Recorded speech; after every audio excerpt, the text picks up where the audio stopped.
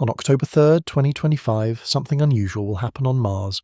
A camera will turn away from the red dust and ancient riverbeds it was built to photograph. Instead, it will point toward the darkness of space, searching for a visitor. The camera is called HiRISE. It sits aboard NASA's Mars Reconnaissance Orbiter, circling the red planet every few hours. For nearly 2 decades, HiRISE has captured remarkably detailed photographs of another world. It can see individual boulders on the Martian surface. It can spot the tracks left by rovers as they crawl across the regolith. Its resolution is so fine that from orbit, it can identify features just a meter across. This instrument will attempt something it was never designed to do. It will photograph an object passing 29 million kilometers away. That object is called 3I Atlas, and it's the 3rd visitor from beyond our solar system that we've ever detected. The observation matters because scientists can't agree on what they're looking at. Some say it's simply a comet, perhaps unusual in composition but ultimately natural. Others point to measurements that don't quite add up, to numbers that seem to defy the expected distribution of objects drifting between the stars. One photograph won't settle every question, but it might give us something we desperately need: a better measurement, a constraint, a number we can trust. If you're as fascinated by this as I am, hit that like button and subscribe, and tell me in the comments where you're listening from, what time it is there, and what you think this object really is. Chapter 1. The October 3rd Observation. Understanding why this single observation matters requires understanding what we can't currently see. When you look at images of 3I Atlas taken by Earth-based telescopes, or even the Hubble Space Telescope, you see a fuzzy glowing cloud. This cloud is called a coma, and it forms when ice on the comet's surface heats up and turns directly into gas, a process called sublimation. The coma can be enormous, sometimes hundreds of thousands of kilometers across. It glows by scattering sunlight off tiny dust particles mixed with the gas. But somewhere inside that luminous fog is the nucleus, the actual solid body of the comet. That's what we need to measure. The problem is that the nucleus is much smaller than the coma, and it's often much dimmer. Trying to see the nucleus through the coma is like trying to see a candle flame inside a spotlight. The overwhelming brightness of the surrounding material makes precise measurements difficult. This is where HiRISE comes in. The camera's strategy is elegantly simple. Rather than trying to resolve the entire object, the team will look for the brightest single pixel in the image. That brightest point should be the nucleus itself, the densest concentration of solid material reflecting sunlight. By measuring how bright that single pixel is, and knowing how far away the object is, and making reasonable assumptions about how reflective the surface might be, scientists can calculate the size of the nucleus. It's not perfect, but it's far better than trying to guess based on the overall brightness of the entire coma. The measurement matters because of a calculation published in late September by Harvard astrophysicist Avi Loeb and his colleagues. They analysed 4 months of tracking data from observatories around the world. They looked at how 3 Atlas moved through space, comparing its actual path to the trajectory it should follow if only gravity were affecting it. What they found surprised them. Despite massive outgassing, the comet showed almost no deviation from a purely gravitational path. This suggests the object is far more massive than expected. Their minimum estimate, 33 billion tons. At typical comet densities, that would mean a nucleus at least 5 kilometers across. If HiRISE confirms a nucleus larger than 5 kilometers, it supports this calculation. It means 3I Atlas really is anomalously massive, perhaps the largest interstellar object we've ever detected by a significant margin. That raises questions about where such large objects come from, how common they are, and why we found this one so early in our search for interstellar visitors. If HiRISE shows a nucleus smaller than 5 kilometers, it means something else is happening. Perhaps the mass calculation has errors. Perhaps the outgassing is more complex than simple models suggest. Perhaps we're missing something about how this object behaves. Either way, the October 3rd observation gives us real data to work with instead of estimates and arguments. Timing makes this observation urgent. 3I Atlas is moving fast, over 60 kilometers per second relative to the Sun. It's approaching Perihelion, its closest point to our star, which will occur on October 29th. After October 3rd, the comet will be racing toward the inner solar system, getting brighter but also getting closer to the Sun's glare from our perspective. Ground-based telescopes will lose sight of it by mid-October, as it becomes too close to the Sun in Earth's sky to observe safely. Then comes the Perihelion passage. On October 29th, 3i Atlas will swing around the Sun at a distance of about 1.4 astronomical units, just inside the orbit of Mars. But here's the problem. On that date, Earth will be on the opposite side of the Sun. The comet will be in what's called solar conjunction, completely hidden from our view. We won't see it at perihelion. We won't see what happens during those crucial hours when it's closest to the Sun, when solar heating is most intense, when any changes to its behaviour would be most noticeable. The comet will re-emerge from behind the Sun in late November. By then, it will be moving away, cooling down, becoming less active. We'll have missed the peak of the show. This makes the October 3rd observation particularly valuable. It's our last clear look before the comet disappears into the Sun's glare. It's the best chance we have to measure the nucleus size before weeks of uncertainty. The Mars Reconnaissance Orbiter is uniquely positioned for this task. It's much closer to the comet's path than Earth is. While Earth-based telescopes would struggle with the comet's brightness and motion, HiRISE has a relatively clean shot. NASA's team has carefully planned the observation. They've calculated exactly when the comet will be in the right position. They've programmed the spacecraft to orient correctly. They've allocated the data transmission time needed to send the images back to Earth. It's a brief window, perhaps just a few opportunities as the orbiter makes its regular passes around Mars. If clouds of dust on Mars interfere, if the spacecraft has any technical issues, if the comet's position is slightly different than predicted, the observation could fail. But if it succeeds, we'll have the clearest view yet of what's actually there beneath the glowing coma. The HiRISE observation is important, but it's just one piece of a larger puzzle. Other spacecraft will also be watching 3i Atlas over the coming months. The European Space Agency operates two spacecraft currently orbiting Mars, Mars Express and the ExoMars Trace Gas Orbiter. Both have instruments that can observe the comet, though neither has HiRISE's resolution. They'll be taking measurements around the same time, providing additional data points and perhaps spectroscopic analysis of the coma's composition. Later, as 3i Atlas moves through the solar system, other opportunities will arise. ESA's JUICE spacecraft, currently on its way to Jupiter, will have a good viewing angle in November when the comet re-emerges from solar conjunction.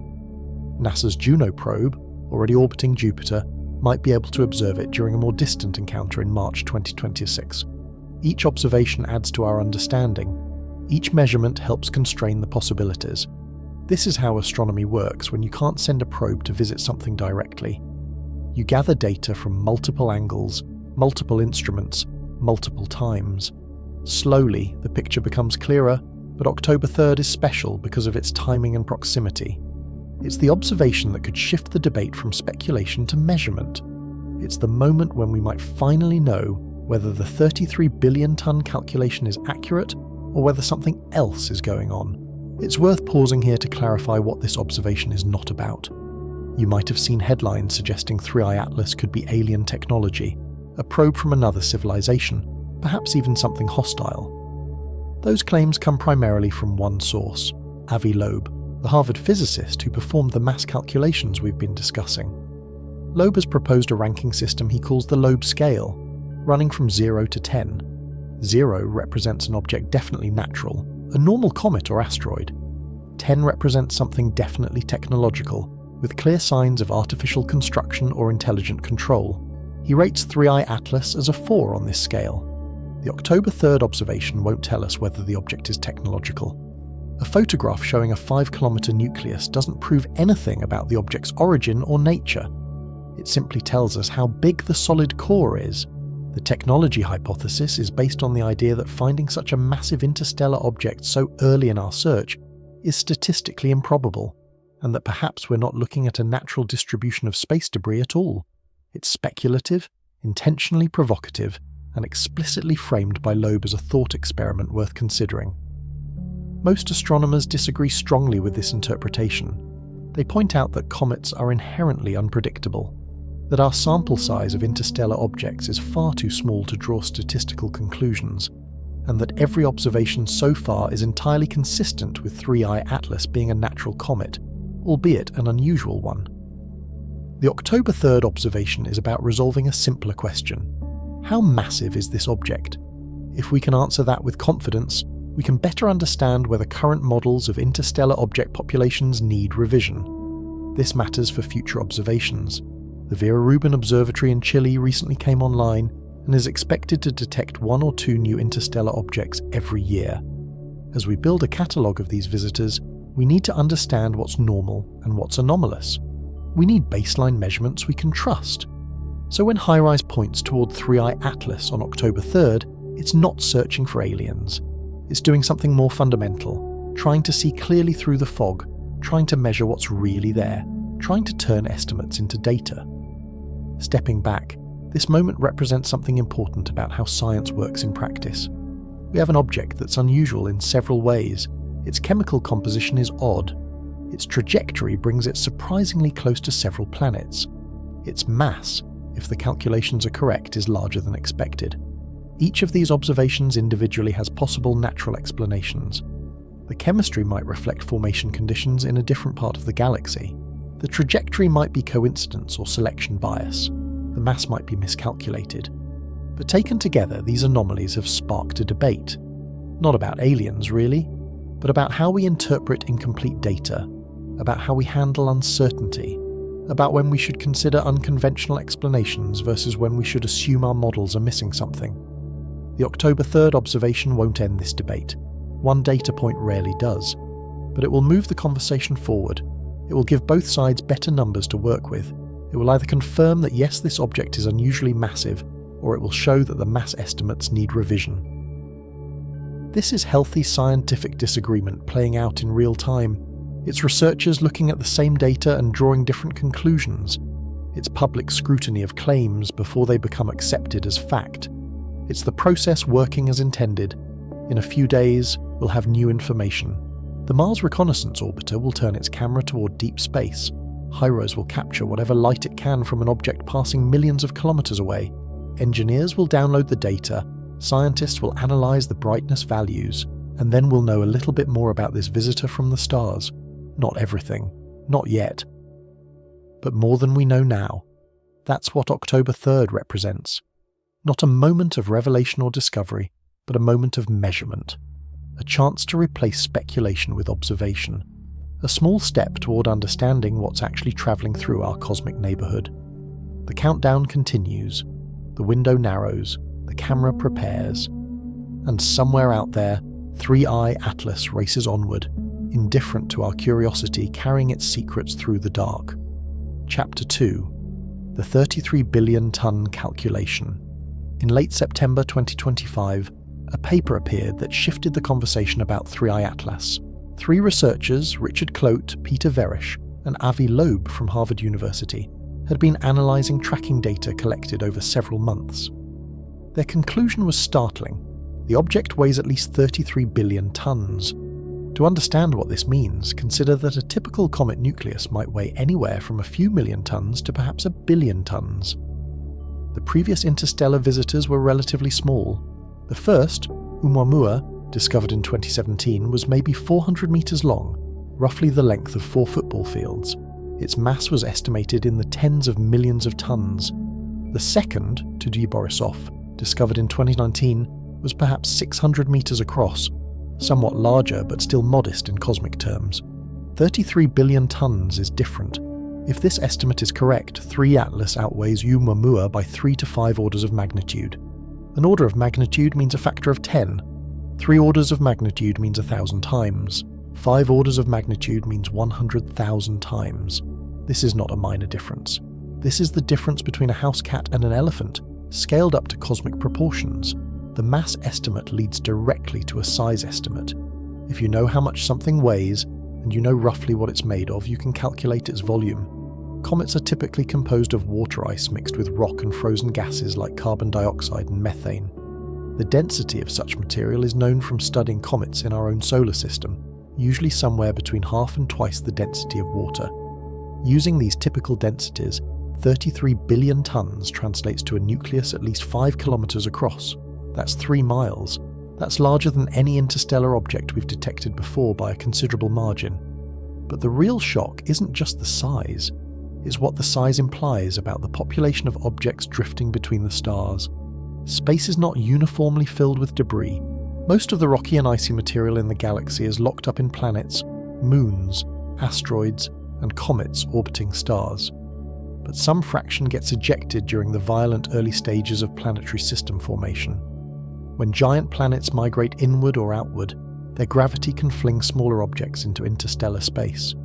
Over billions of years, this process has populated the space between stars with wandering rocks and ice balls. Astronomers can estimate how much material should be out there based on models of planet formation and observations of young star systems where this ejection process is still happening. The key insight is that ejected material follows a predictable distribution. For every large object, there should be many more small objects. This pattern, called a power law distribution, appears throughout nature. It's why there are more pebbles than boulders, more small asteroids than large ones, more minor earthquakes than major ones. Applied to interstellar objects, the power law suggests we should detect thousands or tens of thousands of small visitors before we ever spot a large one. The math is straightforward. If large objects are rare and small objects are common, and we've only been systematically searching for a decade or so, the first few detections should be on the smaller end of the size spectrum. And indeed, they were. Oumuamua and Borisov were both relatively small. This matched expectations perfectly. Then came 3I Atlas. If its mass really is 33 billion tons, if its nucleus really is 5 kilometers or larger, then we've found an outlier. We've detected one of the rarest categories of object after seeing only 2 of the common ones. Loeb's paper points out that given the estimated abundance of rocky material in interstellar space, we should have discovered roughly 100,000 objects the size of Oumuamua before finding something as massive as 3I Atlas, 100,000. And we found exactly 2 interstellar objects prior to this one. This creates 3 possibilities. First, we might have been extraordinarily lucky. Rare events do happen. Someone wins the lottery, lightning strikes. Perhaps we simply beat enormous odds. Second, our models of interstellar object populations might be wrong. Perhaps large objects are far more common than we think, or perhaps the distribution doesn't follow the expected power law. Third, the mass calculation itself might be incorrect. Perhaps 3I Atlas isn't actually 33 billion tons. Perhaps something about the methodology led to an overestimate. The October 3rd observation aims to test that third possibility. But before we can evaluate whether the mass estimate might be wrong, we need to understand how it was calculated in the first place. The calculation begins with an observation about what 3I Atlas isn't doing.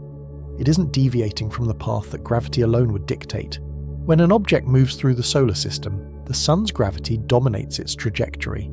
The planets also tug on it as it passes, but their influence is much smaller. By carefully accounting for all these gravitational forces, astronomers can predict exactly where an object should be at any given time. Over months of observations, they can compare predicted positions with actual observed positions. The difference between prediction and observation is called a residual. For most comets, these residuals are significant and grow larger as the comet approaches the Sun. This is because comets don't just follow gravity. They have their own propulsion system, though it's entirely accidental. As ice on the surface heats up and turns to gas, that gas jets away into space. These jets act like tiny rocket engines, gently pushing the comet in various directions. The effect is called non-gravitational acceleration. For 3I Atlas, Loeb's team analysed 4,022 position measurements taken between May 15th and September 23rd, 2025. These observations came from 227 different observatories around the world, coordinated by the Minor Planet Center, an organisation that tracks asteroids and comets. When they calculated the residuals, comparing observed positions to purely gravitational predictions, they found something surprising. The residuals were tiny. The upper limit on non-gravitational acceleration was less than 15 meters per day squared. To put that in perspective, imagine driving a car that accelerates so slowly you'd need an entire day to reach the speed of a leisurely jog. That's how gentle the push would be. For a comet actively outgassing, losing hundreds of kilograms of material every second, this is remarkably small. The smallness of the acceleration is the key to everything that follows. In August 2025, the James Webb Space Telescope turned its powerful infrared eyes toward 3I Atlas. Webb's near-infrared spectrograph can detect the faint glow of molecules in the comet's coma, the cloud of gas and dust surrounding the nucleus. The observations revealed intense activity. The comet was losing mass at a rate of approximately 150 kilograms per second. That's 330 pounds every second, continuously. The gas was streaming away at 440 meters per second, roughly the speed of sound in air at sea level. This is a substantial outflow. It represents real momentum, real force. If you've ever felt the recoil when spraying water from a garden hose, you've experienced a tiny version of this effect. The water pushes back against you as it sprays forward. For a comet, the gas pushes back against the nucleus as it jets into space. The question becomes, why isn't this push moving 3I Atlas more noticeably? Physics provides the answer through the principle of momentum conservation. Momentum is mass times velocity. When gas leaves the comet, it carries momentum away. The comet must recoil in the opposite direction to conserve the total momentum of the system. But how much the comet recoils depends on its mass. A small comet with less mass will recoil more from the same outgassing. A large comet with more mass will recoil less. It's the difference between firing a rifle and firing a cannon. The rifle kicks against your shoulder noticeably. The cannon, mounted on a massive carriage, barely moves. The calculation is straightforward. You take the momentum being carried away by the gas, which you can measure from the mass loss rate and the gas velocity. You divide by the observed change in the comet's motion, which is almost zero. The result tells you the minimum mass the comet must have. For 3I Atlas, that minimum mass is 33 billion tons. This mass estimate depends on a few assumptions, but they're reasonable ones. It assumes the gas is actually leaving the comet, which Webb observations confirm. It assumes the mass loss rate and velocity measurements are accurate, which they should be given Webb's capabilities. It assumes the tracking data correctly shows minimal non-gravitational acceleration, which 227 observatories support. If any of these assumptions are wrong, the mass estimate changes. Perhaps the gas isn't flowing as uniformly as assumed. Perhaps it's concentrated in jets that point in directions that mostly cancel each other out. Perhaps there's some aspect of the comet's rotational shape that affects how the outgassing translates into motion. These are possibilities worth considering, and they're part of why the October 3rd observation matters. If HIRAS can measure the nucleus size directly, it provides an independent check on the mass estimate. A 5-kilometer nucleus at typical comet density would indeed weigh roughly 33 billion tons. A smaller nucleus would weigh less, suggesting something is wrong with either the mass calculation or our assumptions about the comet's density. But if the mass estimate holds, if the nucleus really is that large, then we're looking at something statistically unusual. Not impossible, not unnatural, just rare. Rare enough that finding it so early in our search for interstellar objects raises questions about whether we understand the population as well as we thought. At the heart of all these calculations is a simple observation. When you track 3I Atlas carefully, when you account for the Sun's gravity and the slight tugs from Jupiter and the other planets, when you predict where it should be based on gravity alone, you find that it's exactly where it should be. This is unusual for an active comet. Most comets, when tracked this precisely, show deviations from pure gravitational motion. They arrive slightly ahead of or behind where they should be. They drift a bit to one side or the other. These deviations are how we measure the rocket effect of outgassing. 3I Atlas shows almost none of this. Its path through space follows the curves dictated by gravity with remarkable fidelity. It's as if the outgassing, vigorous and ongoing, somehow doesn't affect its motion. The only way this makes sense is if the object is massive enough that the push from outgassing, while real, is too gentle to measurably alter its trajectory over the months we've been watching. A cruise ship pushed by a leaf blower would drift imperceptibly. A massive comet pushed by its own outgassing would do the same. This brings us full circle to the 33 billion ton estimate. It's not a direct measurement. It's an inference, a conclusion drawn from the absence of something we expected to see. We expected to see the comet pushed around by its own gas jets. We didn't see it. Therefore, it must be more massive than those jets can easily move. The logic is sound. The measurements appear solid. But until we can see the nucleus clearly, until we can independently verify its size, a degree of uncertainty remains. That's what makes the approaching observation so important. It's a chance to test the inference against direct observation, to see if what we calculate matches what we can actually measure. In a few days, we'll begin to find out. Chapter 3. The Technological Hypothesis. In mid-July 2025, a paper appeared with a provocative title. Is the interstellar object 3I Atlas alien technology? The authors were Adam Hibbard, Adam Crowell, and Avi Loeb. Loeb had gained attention years earlier for suggesting that Oumuamua might have been a light sail rather than a natural object. This new paper took a similar approach with 3I Atlas, described by the authors as largely a pedagogical exercise, a thought experiment exploring what we might look for if an interstellar object were technological rather than natural. To frame this systematically, Loeb proposed the Loeb scale, a ranking system from 0 to 10. 0 would be definitely natural, showing all expected characteristics of a comet or asteroid. 10 would be definitely technological, perhaps transmitting signals or maneuvering in unexplainable ways. Most objects would fall at 0. They'd be rocks, ice balls, debris from planetary formation. Where does 3I Atlas fall? Loeb rates it as a 4, not 0, because of the statistical oddity of its mass and trajectory coincidences. Not 10, because it hasn't done anything demanding a technological explanation, but 4, meaning notable enough to warrant careful attention. A rating of 4 doesn't mean alien spacecraft, it means watch this one closely. Part of what pushes 3I Atlas above 0 on Loeb's scale is its trajectory and how its path relates to the architecture of our solar system. Most planets orbit the Sun in roughly the same plane, a flat disk called the ecliptic. This plane exists because the solar system formed from a rotating disk of gas and dust billions of years ago. But an interstellar object didn't form from our disk. It came from another star system, with its own orientation, its own plane, its own history. There's no reason an interstellar visitor should care about our ecliptic plane. It should arrive from any direction, at any angle. 3I Atlas arrives tilted only about 5 degrees from the ecliptic. Its orbit is nearly aligned with the plane where all our planets travel.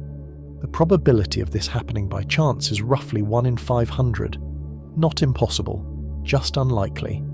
Like rolling a particular number on a die weighted toward other outcomes. Then there are the close approaches.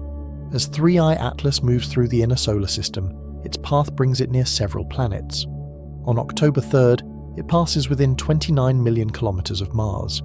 It also approaches Venus and Jupiter, though not as closely. Each approach individually might not mean much, but the combined timing and geometry creates another layer of improbability.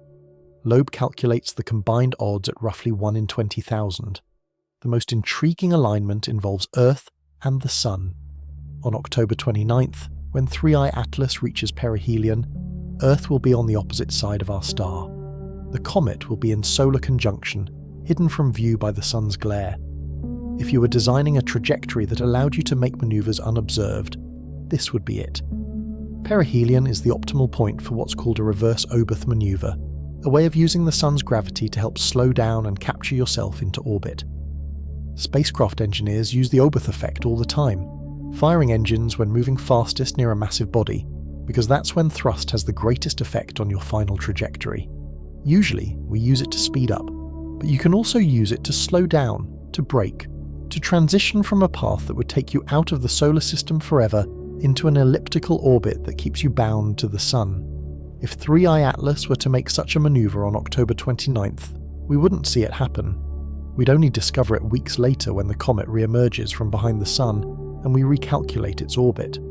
These alignments don't prove anything, but they form a pattern. Ecliptic alignment, multiple planetary encounters, hidden perihelion at the optimal breaking point.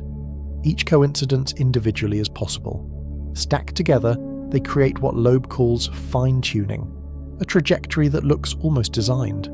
To understand why Loeb considers the possibility of hostile intent, we need to step into science fiction.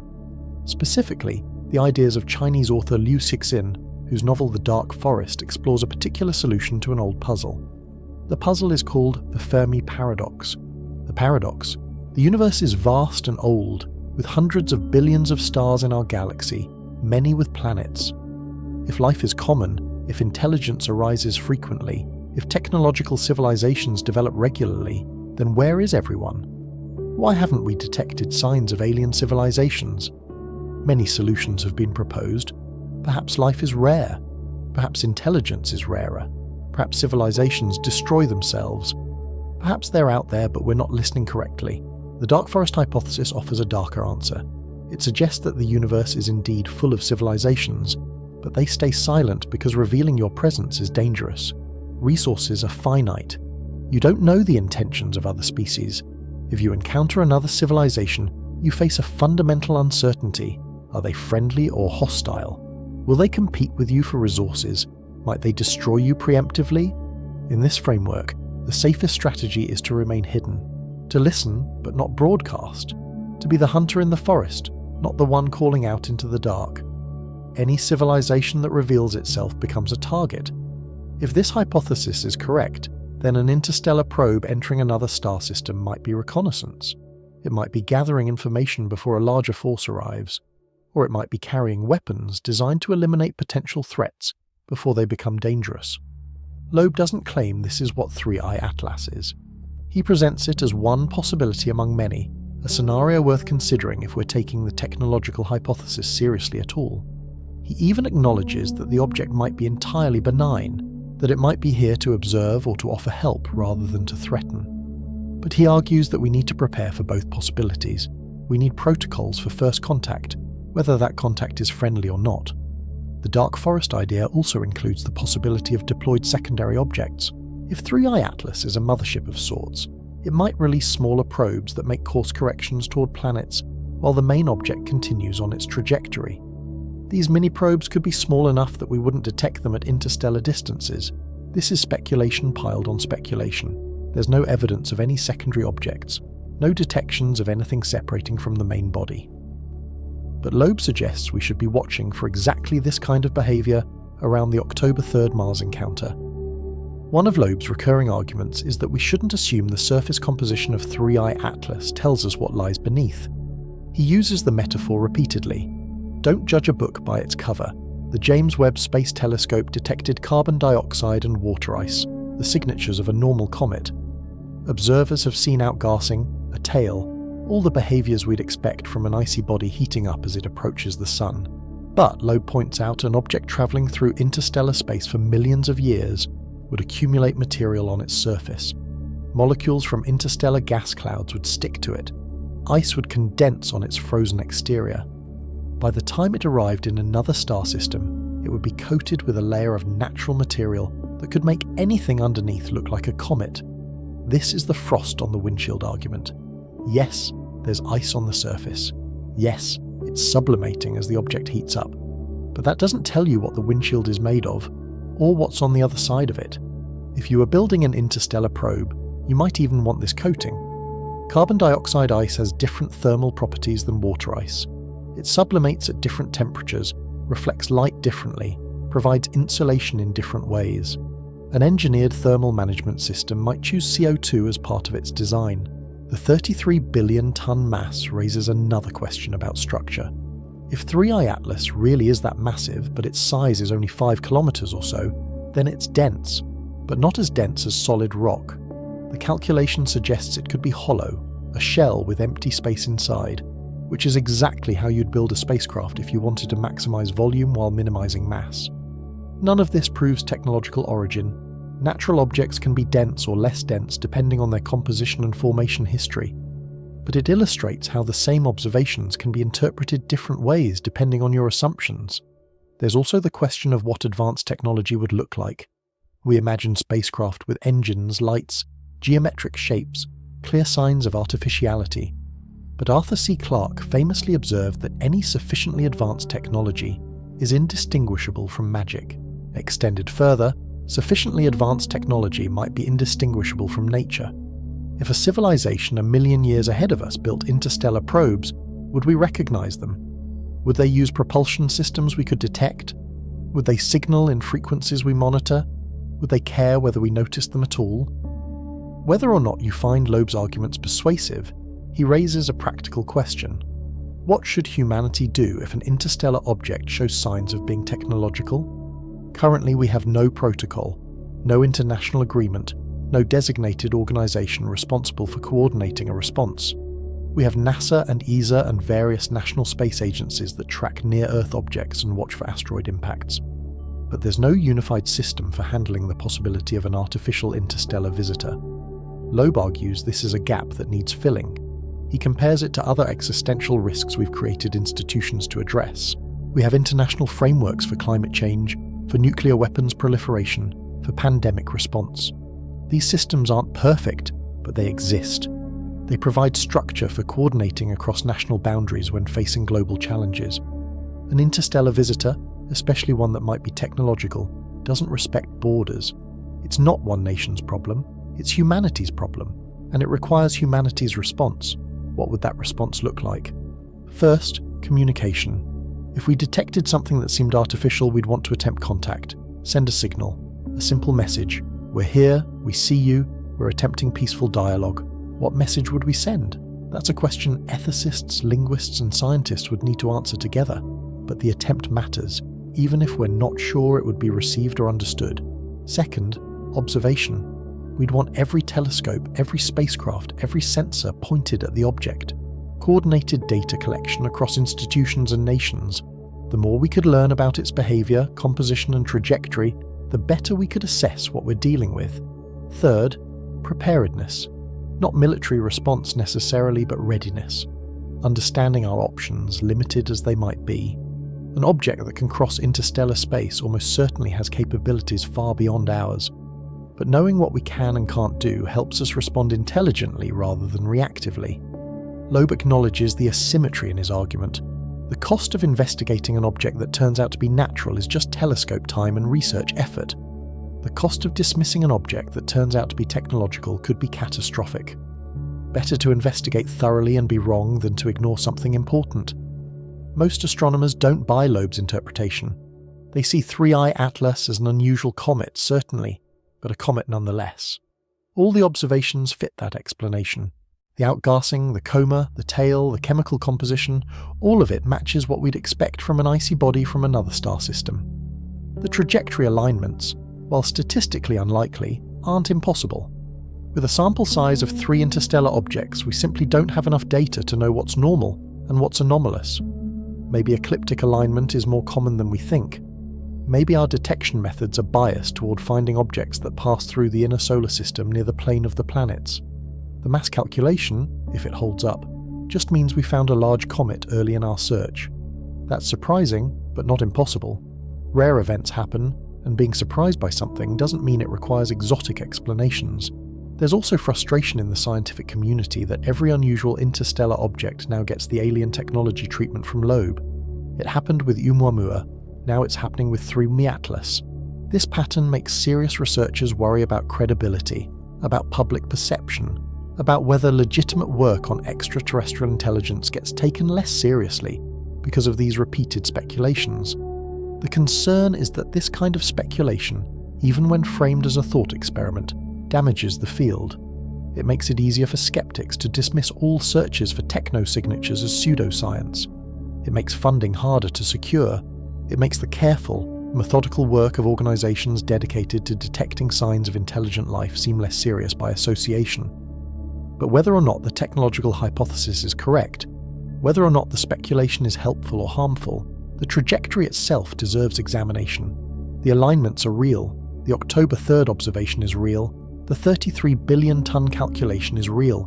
In the next phase of understanding 3I Atlas, we need to look carefully at where it's going, where it came from, and what its path through our solar system actually tells us about its nature. Chapter 4. The Discovery and Early Observations. On the first day of July 2025, a telescope in the Chilean Andes captured images of a faint moving object.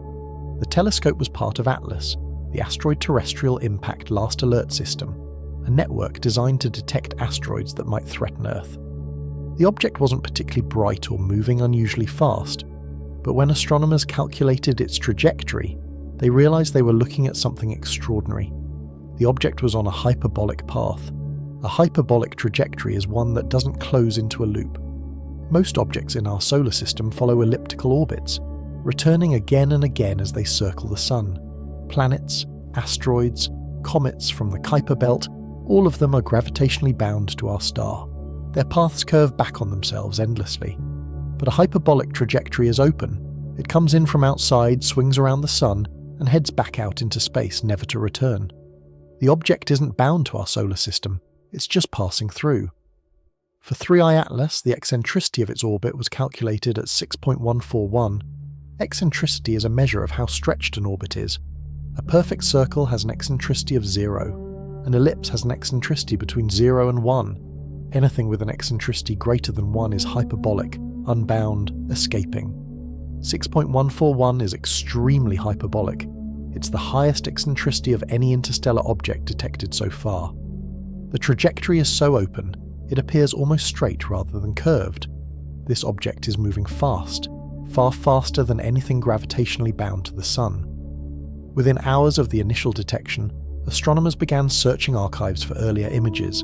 They found observations dating back to June 14th. The object had been captured in several surveys but hadn't been recognised as unusual until someone connected the dots. By the time the discovery was announced on July 2nd, astronomers had compiled enough observations to confirm beyond doubt that this was an interstellar visitor, the third ever identified entering our solar system. One of the first things that caught attention was how bright 3I Atlas appeared, given its distance from the Sun. When first detected, it was beyond Jupiter's orbit, more than 5 astronomical units away. At that distance, sunlight is weak, and most icy objects are dormant, frozen solid. Comets typically don't develop their characteristic comas and tails until they get much closer to the Sun, usually inside Mars's orbit at around 1.5 astronomical units. The heat from solar radiation needs to be intense enough to sublimate the ice on their surface, turning it directly from solid to gas. Yet 3I Atlas was already glowing. It had a visible coma, a cloud of gas and dust surrounding the nucleus. This suggested either the object was enormous, reflecting vast amounts of sunlight, or it was unusually active for its distance. When astronomers tried to estimate its size from its brightness, they got numbers around 20 kilometers in diameter. This seemed implausibly large for an interstellar object. We'd expect to find thousands of smaller visitors before detecting something this massive, based on how debris distributes itself through space. But brightness measurements from this distance are notoriously unreliable for comets. You're not seeing the solid nucleus, you're seeing the combined light from the nucleus plus the coma around it. The coma can be enormous, hundreds of thousands of kilometers across, and it scatters sunlight off countless tiny dust particles. Trying to determine the actual size of the solid nucleus from total brightness is like trying to figure out how big a light bulb is by measuring the glow of its lampshade. The surrounding material overwhelms the signal from the core. This ambiguity created the first major question about 3I Atlas. Was it genuinely massive, a 20-kilometer chunk of ice and rock? Or was it smaller, maybe just a few kilometers across, surrounded by an unusually large and bright coma? The answer mattered. If it really was 20 kilometers, we were looking at a statistical anomaly, something we shouldn't have found this early in our search for interstellar objects. If it was smaller, it fit more comfortably into expected distributions, just another comet from another star system. Early observers also noted the object's unusual activity level. Carbon dioxide ice, which makes up a significant portion of 3I Atlas based on later spectroscopic analysis, sublimates at lower temperatures than water ice. This could explain why the comet was active so far from the Sun. CO2 begins turning to gas even in the cold outer solar system, while water ice remains frozen. But the level of activity still seemed high. The coma was bright, extensive, and appeared to be growing as the object moved inward. Something about this visitor was different from the previous 2 interstellar objects, though exactly what remained unclear.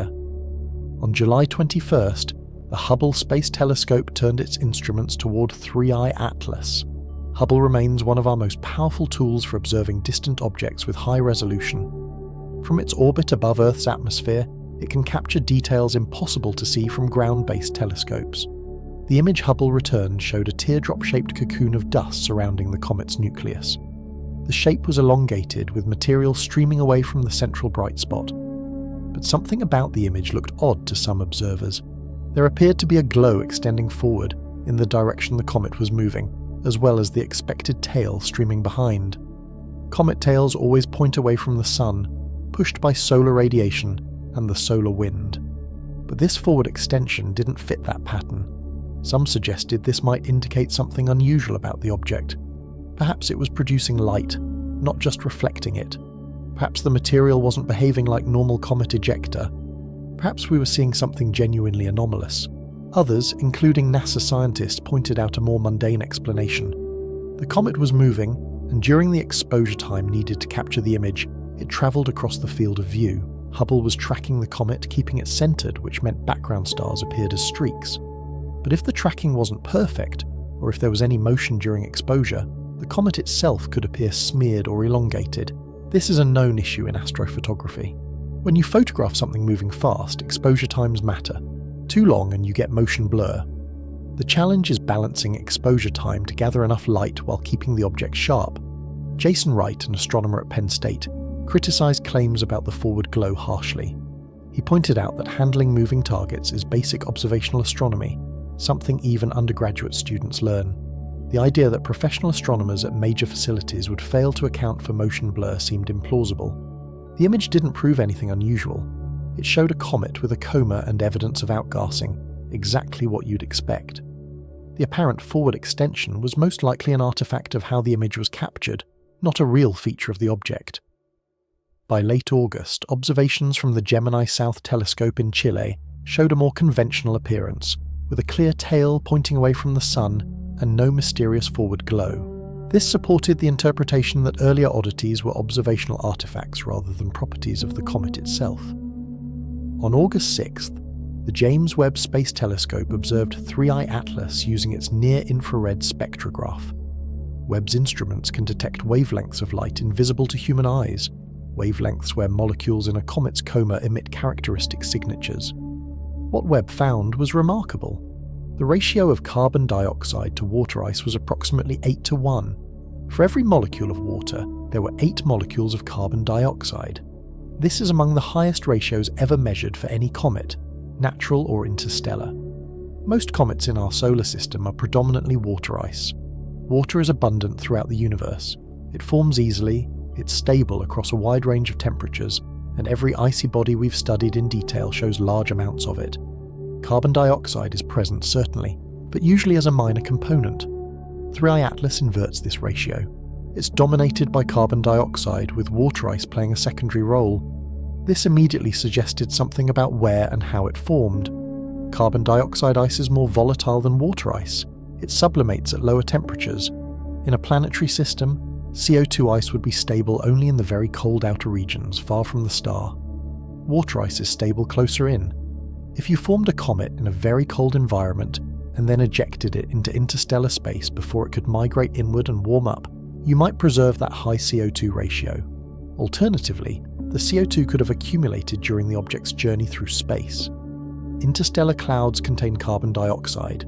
If 3I Atlas passed through one, molecules could have condensed onto its frozen surface over millions of years, building up a layer rich in CO2 that now dominates the surface chemistry.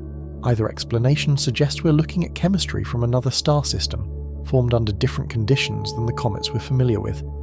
The exact proportions of elements, the temperatures during formation, the history of migration and ejection, all of these vary from system to system. Each interstellar visitor potentially brings a chemical fingerprint from a different part of the galaxy. Webb also measured the mass loss rate, approximately 150 kilograms per second. The gas was flowing away at 440 meters per second. These measurements would later become crucial for calculating the minimum mass of the object, as discussed in Chapter 2. On September 7th, during a total lunar eclipse, 2 astrophotographies in Namibia captured images of 3I Atlas under unusually dark skies. With the moon completely shadowed and not contributing any light, they were able to take long exposures of the comet without the usual light pollution. What they saw was striking. The comet was glowing bright green. Not a subtle tint, but a vivid, unmistakable green colour that stood out dramatically in their images. Green comets aren't unheard of. The colour typically comes from diatomic carbon, a molecule consisting of 2 carbon atoms bonded together. When sunlight hits diatomic carbon, it fluoresces, emitting light in the green part of the visible spectrum. It's the same principle as a fluorescent light bulb, just occurring naturally in space. But here was the puzzle. Spectroscopic observations of 3I Atlas taken in early August had shown very little diatomic carbon. In fact, astronomers at Kitt Peak Observatory had noted that 3I Atlas was among the most carbon-depleted comets they'd measured. The molecules that normally produce green fluorescence were largely absent. So where did the green glow come from a month later? One explanation is that the diatomic carbon was always there, just buried beneath the surface. As the comet moved closer to the Sun and heating intensified, deeper layers of ice melted away, exposing material with different composition. What we see on a comet's surface at any given time is just the outer skin. The interior could be quite different. Another possibility involves cyanide. The Very Large Telescope in Chile detected a steep rise in cyanide production from 3I Atlas in late August. Cyanide can also produce greenish colours under certain conditions. If concentrations were high enough, it might explain the vivid hue captured during the eclipse. There's also a third consideration, more speculative. The green glow appeared suddenly. It wasn't a gradual colour change, but seemed to switch on fairly abruptly. This threshold behaviour might indicate that the comet crossed some temperature boundary, where certain chemical processes activated strongly. Whether from diatomic carbon, cyanide, or some combination, the green glow was real and documented. It represented another data point in the evolving picture of what 3I Atlas is made of and how it's behaving as it approaches the Sun. By late August, observations from Gemini South and other telescopes showed that 3I Atlas had developed a clear, conventional comet tail. The tail pointed away from the Sun, as expected, formed from dust and gas pushed back by solar radiation pressure and the solar wind. This was reassuring to many astronomers. Whatever oddities had appeared in earlier observations, whatever unusual chemistry or brightness patterns had raised questions, the comet was now behaving exactly as comets should behave. It had a coma, it had a tail, it was outgassing vigorously as it approached the Sun. For those who argued 3I Atlas was simply a natural comet from another star system, the tail was confirmation. This is what comets do. Heat them up, they sublimate ice, they eject dust and gas, they develop tails. Nothing mysterious, nothing requiring exotic explanations. But Loeb and others pointed out that surface behaviour doesn't necessarily reveal interior composition. A technological object coated with ice accumulated during interstellar travel would develop exactly the same surface features. The frost on the windshield argument applied here. Yes, there's ice sublimating from the surface. Yes, it's creating a tail, but that doesn't tell you what's underneath. This tension between surface observations and interior possibilities would continue throughout the object's passage through our solar system. What we can see directly is only the outermost layer. Everything else is inference, calculation, educated guessing based on models and comparisons to other objects. Chapter 5. The Trajectory in Detail. Every object moving through space carries information about its origin in the direction and speed of its motion. For 3I Atlas, tracing that path backward points toward a specific region, the constellation Sagittarius toward our galaxy's centre. The galactic centre lies about 26,000 light-years away, home to a supermassive black hole and the densest concentration of stars in the Milky Way. 3I Atlas didn't come from there specifically, but its trajectory originated from that direction. To understand where an interstellar object came from, astronomers break down its velocity into three components, using the galactic coordinate system. These are called U, V, and W velocities. U measures motion toward or away from the galactic centre. V measures motion in the direction of galactic rotation. W measures motion perpendicular to the galactic disk, up or down relative to the plane where most stars orbit. For 3I Atlas, the U velocity is negative 51 kilometers per second, meaning it was moving away from the galactic centre when it arrived in our solar system. The W velocity is positive 18.5 kilometers per second, meaning it was moving upward through the galactic plane. That W velocity is particularly interesting. Most nearby stars have relatively small vertical velocities. They orbit in or near the galactic disk, the flat region where star formation is active, and most stellar populations reside. Objects with large W velocities belong to different populations, typically older stars that formed when the galaxy was younger and had different dynamics.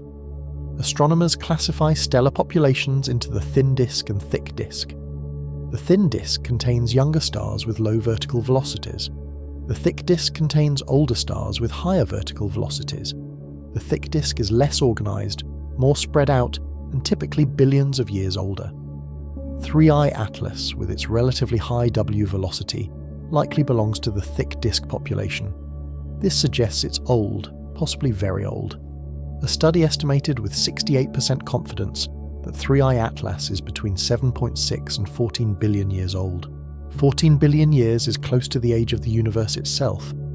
Our solar system is about 4.5 billion years old. If 3I Atlas is that ancient, it formed when the galaxy was young, when conditions were different. This age estimate comes with uncertainty. We can't directly date an interstellar object. Instead, we infer age from motion and compare it to stellar populations. It's educated guessing based on patterns, not precision measurement. Still, the possibility that 3I Atlas is older than our solar system is compelling. It means this visitor carries not just material from another star system, but potentially material from a much earlier era of galactic history. From the direction of Sagittarius, 3I Atlas entered our solar system on a path that brought it inward toward the Sun at extraordinary speed. When discovered in early July, it was moving at more than 60 kilometers per second. That speed increases as the object falls deeper into the Sun's gravity. By the time it reaches Perihelion on October 29th, it will be travelling at 68 kilometers per second.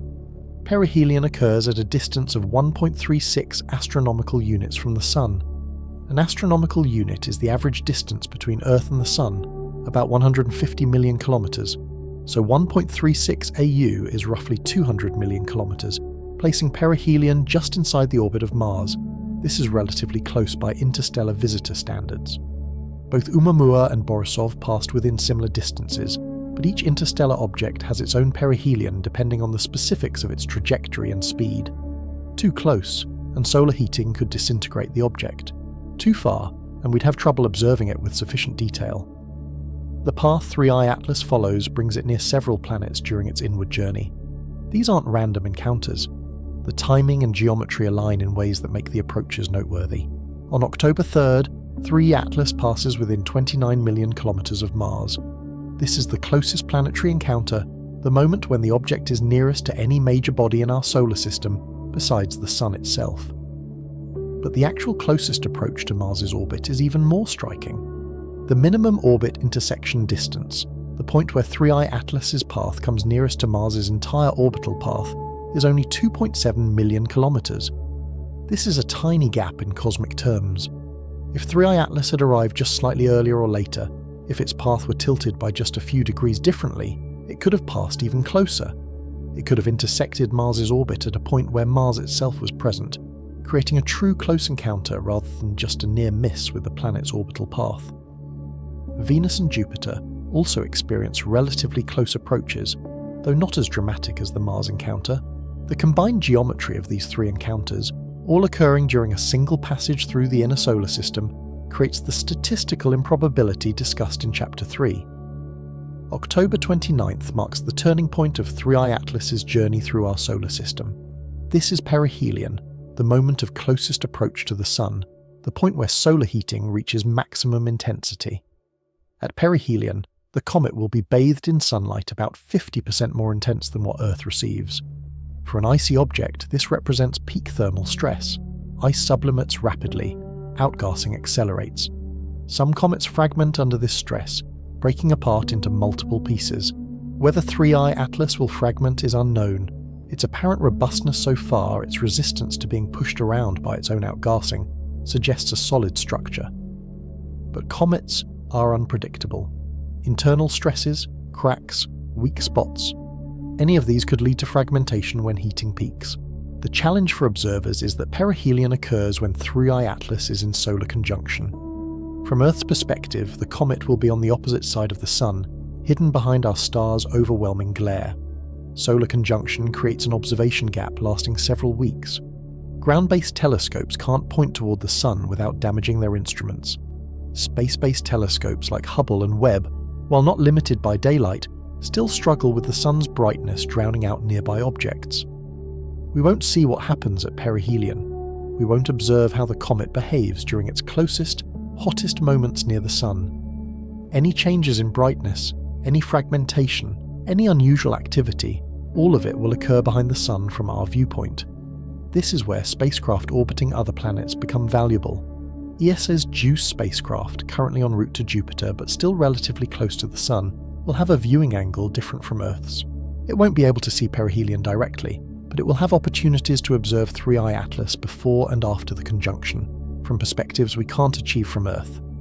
NASA's Juno probe, already orbiting Jupiter, is too far away for detailed observations during perihelion, but it will track the comet later during its March 2026 encounter with Jupiter's orbital region. The observation gap means we rely on predictions and models to understand what's happening.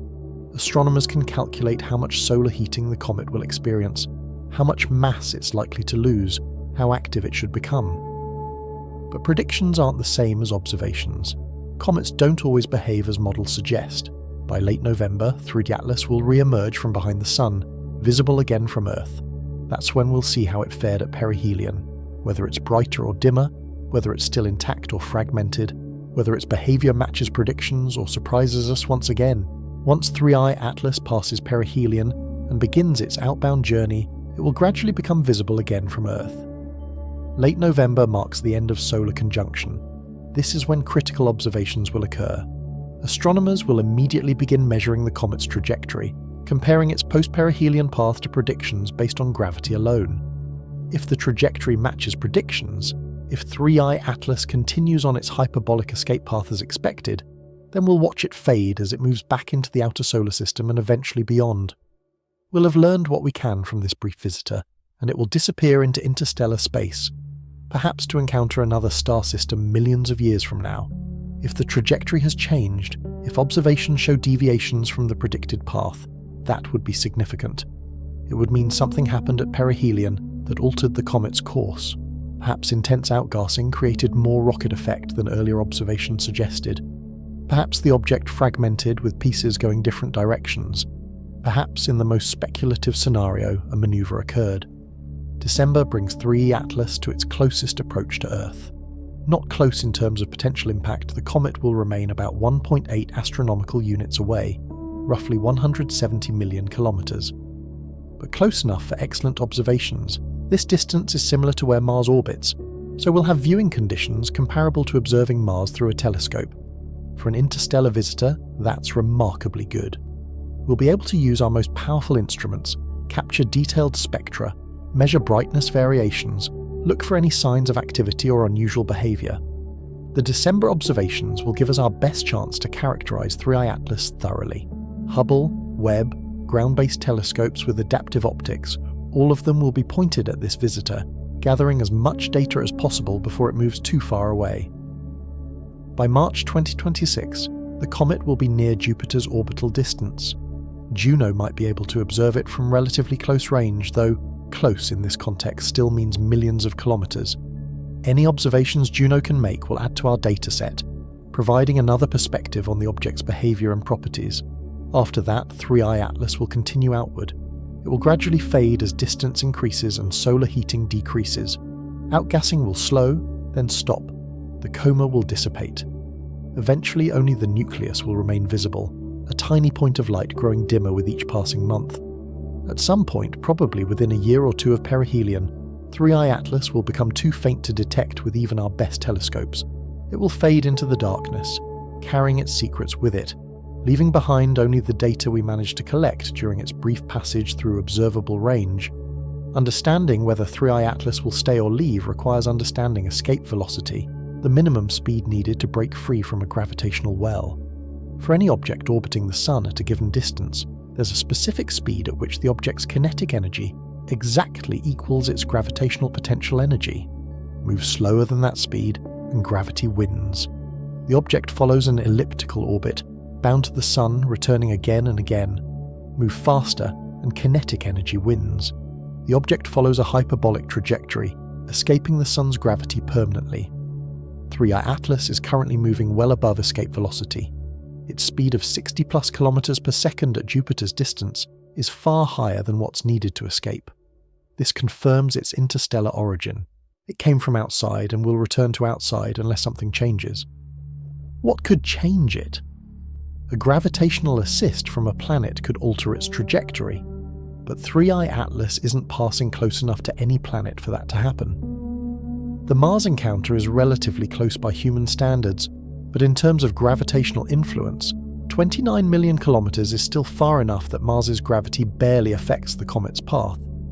Outgassing could, in principle, change the trajectory enough to affect whether the object escapes or is captured. but as discussed in Chapter 2, the lack of significant non-gravitational acceleration suggests outgassing isn't having much effect. The object is too massive to be pushed around easily by its own jets. The only other way to change from hyperbolic to elliptical would be propulsion, a deliberate thrust applied at the right time and in the right direction. The optimal point for such a maneuver would be at perihelion, when the object is moving fastest and when the Oberth effect amplifies the impact of any velocity change. This is the scenario Loeb suggests we should watch for. If 3i Atlas were technological, if it wanted to stay in our solar system rather than just pass through, October 29th would be the moment to act. Fire engines to slow down, use the sun's gravity to help capture yourself into an elliptical orbit, and do it all while hidden from Earth's view behind the sun. Would we detect such a maneuver? Not directly, not while it's happening, but we'd notice the result. When the comet re-emerges in late November, astronomers will calculate its new trajectory based on observed positions. If that trajectory is elliptical rather than hyperbolic, if the comet is now bound to the sun rather than escaping, we'll know something changed. The difference between hyperbolic and elliptical is mathematically precise. Orbital eccentricity is either greater than 1 or less than 1. There's no ambiguity, no grey area. A few months of careful position measurements will definitively determine which category 3i Atlas falls into after perihelion. If it's still hyperbolic, still escaping, then no maneuver occurred. The comet is simply following physics, moving along the path dictated by gravity and whatever momentum it brought with it from interstellar space. We'll watch it leave and add it to our catalogue of interstellar visitors. If it's elliptical, if it's captured, then something extraordinary happened. Not necessarily alien technology. Extreme outgassing or a fragmentation event could potentially bleed off enough velocity to capture an object into orbit. But it would be unusual, worthy of intense scrutiny, requiring careful analysis to determine what mechanism caused the change. The timeline for knowing this answer is clear. Late November to early December will tell us everything we need to know about whether 3i Atlas is staying or leaving. Until then, it's travelling toward the sun, racing toward the moment when everything could change, or when everything will stay exactly as physics predicts. Chapter 6. The Scientific Response. Within days of the technological hypothesis paper appearing, NASA scientists began responding publicly. Tom Statler, NASA's program scientist for small bodies, was direct. His assessment: it looks like a comet. It does comet things. It very, very strongly resembles in just about every way the comets that we know. This statement encapsulates the mainstream view. When you observe 3i Atlas, what you see matches what you'd expect from a comet. There's a nucleus surrounded by a coma, there's outgassing, there's a tail pointing away from the sun. The spectroscopy shows water ice and carbon dioxide. Every measurement fits the comet explanation. Nothing requires invoking alien technology. The unusual aspects have plausible natural explanations. CO₂-rich comets can activate farther from the sun. Brightness estimates from great distances are uncertain. Statler acknowledged that 3i Atlas has interesting properties that differ from typical solar system comets. But interesting doesn't mean artificial. Planetary systems form under different conditions, and we should expect interstellar visitors to show variations. The mass calculation, if correct, just means we found a large comet. Large comets exist. Finding one from interstellar space early in our search might be surprising, but surprise is not evidence of design. NASA's position emphasizes that comets are unpredictable. Even comets we've studied for decades can surprise us. They brighten unexpectedly, fragment without warning, develop unexpected jets. This unpredictability is part of their nature. The trajectory alignments, while statistically unlikely, occur within possibility. With only 3 interstellar objects detected, we don't have enough data to know what's typical.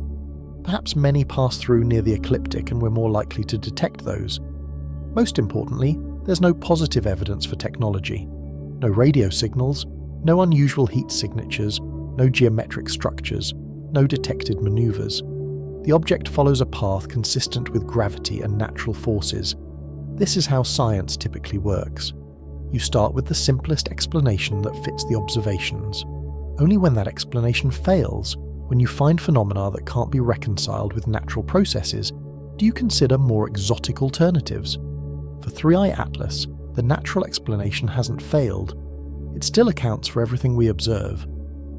Beyond NASA's official responses, individual astronomers were pointed in their criticism. Jason Wright, an astronomer at Penn State who studies exoplanets and technosignatures, was particularly harsh. Wright called Loeb's approach very, very bad science, focusing on methodology and assumptions, particularly regarding the early Hubble observations. The issue centered on the forward-facing glow some claim to see in the July Hubble image. Loeb suggested this might indicate the object was producing its own light, which could point toward technological origin. Wright's response was blunt.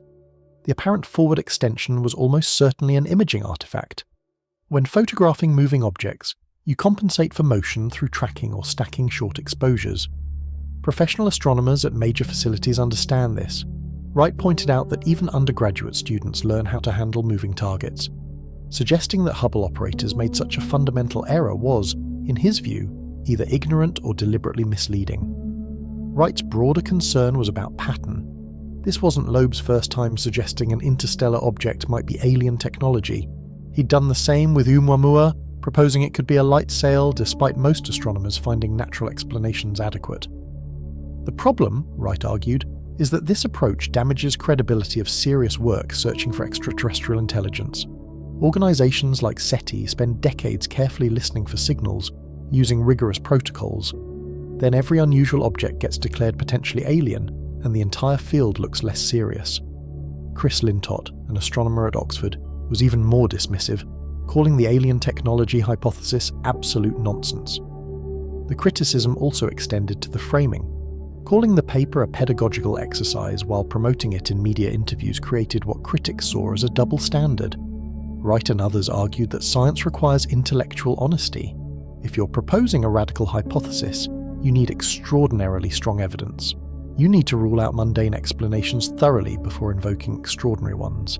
And you need to accept criticism gracefully rather than claiming persecution when other scientists point out flaws in your reasoning.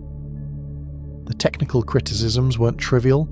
They involved fundamental questions about how astronomical observations work, how to interpret data from moving objects, and whether claimed anomalies were real features or artifacts of measurement.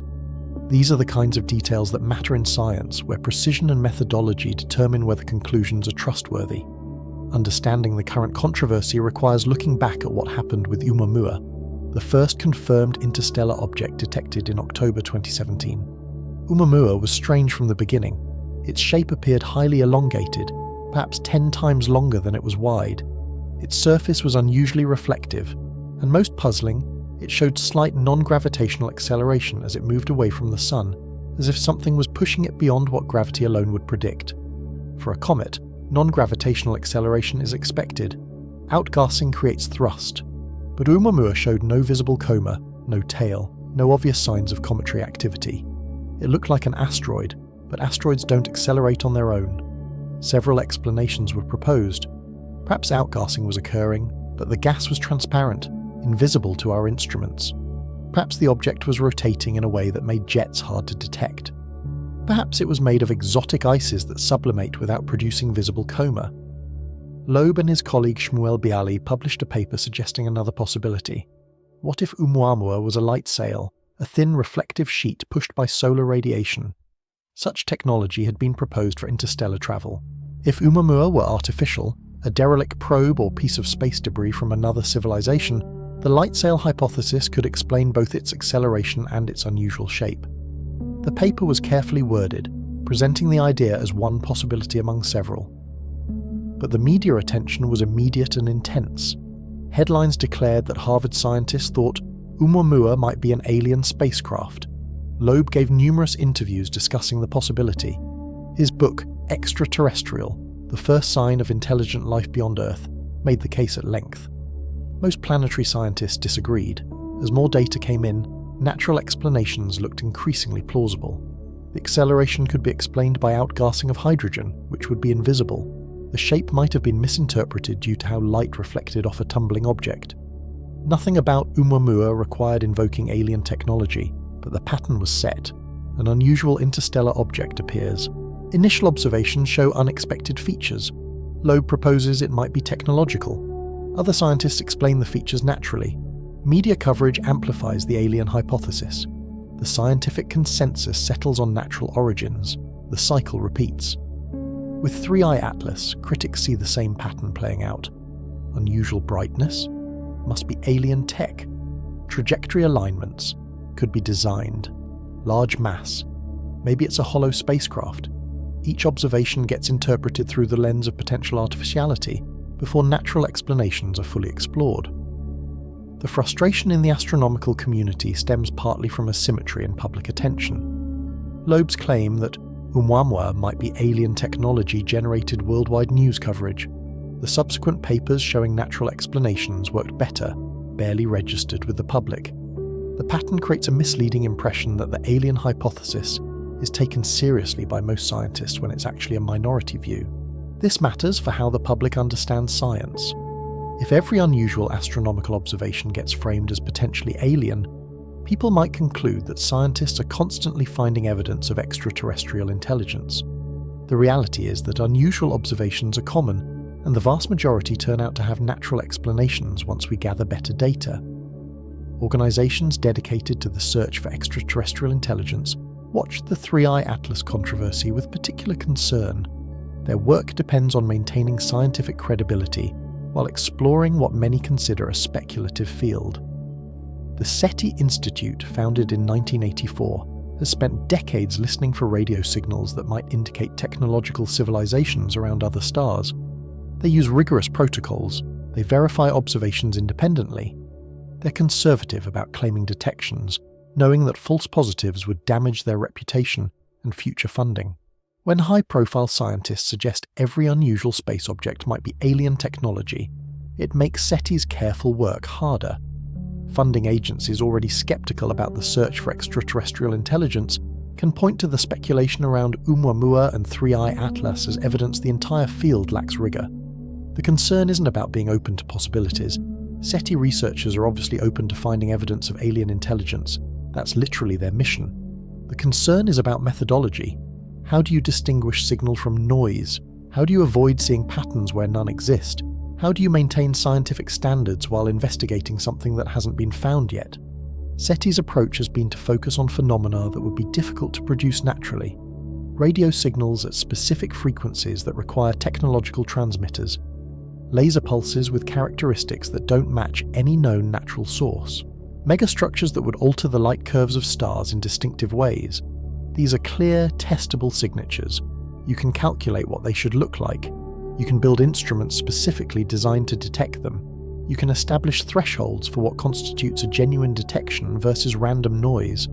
Claiming that a comet with unusual chemistry might be a spacecraft doesn't fit this framework. There's no clear prediction about what technological signatures should look like. Any observation can potentially be interpreted as artificial if you're willing to speculate enough. This makes the claim unfalsifiable, and unfalsifiable claims aren't scientific. The impact on public perception is tangible. When surveys ask people whether they think aliens have visited Earth, a significant percentage say yes, often citing stories about unusual objects in space, or claims by scientists that UFOs might be alien craft.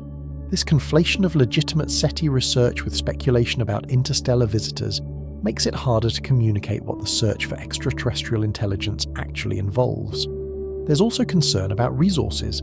Telescope time is limited, funding is competitive. If attention gets diverted to investigating every comet that shows unusual features, that's time and money not being spent on more promising avenues for detecting technological civilizations. SETI researchers worry that the field could become associated with chasing false leads rather than conducting systematic searches. None of this means interstellar objects shouldn't be studied carefully. They're fascinating scientifically, regardless of their origin. Learning about comets from other star systems tells us about planetary formation conditions we can't observe directly. Each visitor is valuable for what it teaches us about the diversity of objects in our galaxy. The question is how to study them appropriately. Measure their properties, characterize their chemistry, track their trajectories, compare them to solar system objects. If something genuinely anomalous appears, something that can't be explained naturally, then investigate thoroughly. But don't start with the assumption that unusual equals artificial. The controversy around Three-Eye Atlas offers a window into how science actually works, particularly when dealing with unusual observations that have multiple possible explanations. Good science starts with observations. Telescopes detect an object, measure its brightness, track its position, analyze its spectrum. These are empirical facts, independent of interpretation. 3 Atlas has a certain brightness at certain wavelengths. It moves along a particular trajectory. Its spectrum shows specific absorption and emission lines. These observations are not in dispute. Interpretation comes next. What do these observations tell us about the object's properties? This requires models, assumptions about composition and structure, comparisons to similar objects. This is where disagreement enters, because different assumptions lead to different conclusions. The mass calculation in Chapter 2 is an interpretation. It assumes certain things about how outgassing affects motion, about the distribution of material in the jets, about the density of the nucleus. Change those assumptions slightly, and you get different mass estimates. Hypothesis generation follows interpretation. If the mass really is 33 billion tons, what does that mean? Is it just a large comet? Is our model of interstellar object populations wrong? Could it be something else entirely? Multiple hypotheses can coexist at this stage, each worthy of consideration. Testing hypotheses requires predictions. If 3I Atlas is technological, what should we expect to see? Maneuvers at perihelion, signals, geometric structures. If it's a natural comet, what should we expect? Continued outgassing? Fragmentation, possibly? Trajectory following pure gravity? The October 3rd high-rise observation and the perihelion passage provide tests. Measurements will either support certain hypotheses or rule them out. This is how science progresses, through cycles of observation, interpretation, hypothesis, and testing. Peer review plays a crucial role. When Loeb publishes a paper about 3I Atlas's mass, other scientists examine the methodology. They check the calculations. They look for unstated assumptions. They try to reproduce the results. If they find errors, they publish criticisms. This process, while sometimes contentious, improves the quality of scientific conclusions. What makes the 3I Atlas debate healthy, despite the harsh language, is that it's happening openly. The papers are published or posted as preprints. The criticisms are public. The data is available for anyone to analyze. Multiple teams can independently verify claims or point out flaws. This transparency distinguishes science from pseudoscience. Bad science would involve hiding data, refusing to engage with criticism, making claims that can't be tested, or moving goalposts when predictions fail. Despite the disagreements, the 3I Atlas discussion has mostly avoided these pitfalls. The debate is vigorous, but largely within proper scientific bounds. The real test will come from data, not arguments. When HiRISE observes 3I Atlas on October 3rd, we'll get a better size estimate. When the comet re-emerges after perihelion, we'll see if its trajectory changed. When we compile all the observations together, patterns will emerge that favour some explanations over others. This is patience-requiring work. Science doesn't always provide immediate answers. Sometimes you need to wait for better data, improved instruments, more observations. The first interstellar objects we've detected are teaching us that lesson. We don't yet understand them fully, and that's okay. Understanding takes time. Tail, no obvious signs of cometary activity. It looked like an asteroid, but asteroids don't accelerate on their own. Several explanations were proposed. Perhaps outgassing was occurring, but the gas was transparent, invisible to our instruments. Perhaps the object was rotating in a way that made jets hard to detect. Perhaps it was made of exotic ices that sublimate without producing visible coma. Loeb and his colleague Shmuel Bialy published a paper suggesting another possibility. What if Oumuamua was a light sail, a thin reflective sheet pushed by solar radiation? Such technology had been proposed for interstellar travel. If Oumuamua were artificial, a derelict probe or piece of space debris from another civilization, the light sail hypothesis could explain both its acceleration and its unusual shape. The paper was carefully worded, presenting the idea as one possibility among several, but the media attention was immediate and intense. Headlines declared that Harvard scientists thought Oumuamua might be an alien spacecraft. Loeb gave numerous interviews discussing the possibility. His book, Extraterrestrial: The First Sign of Intelligent Life Beyond Earth, made the case at length. Most planetary scientists disagreed. As more data came in, natural explanations looked increasingly plausible.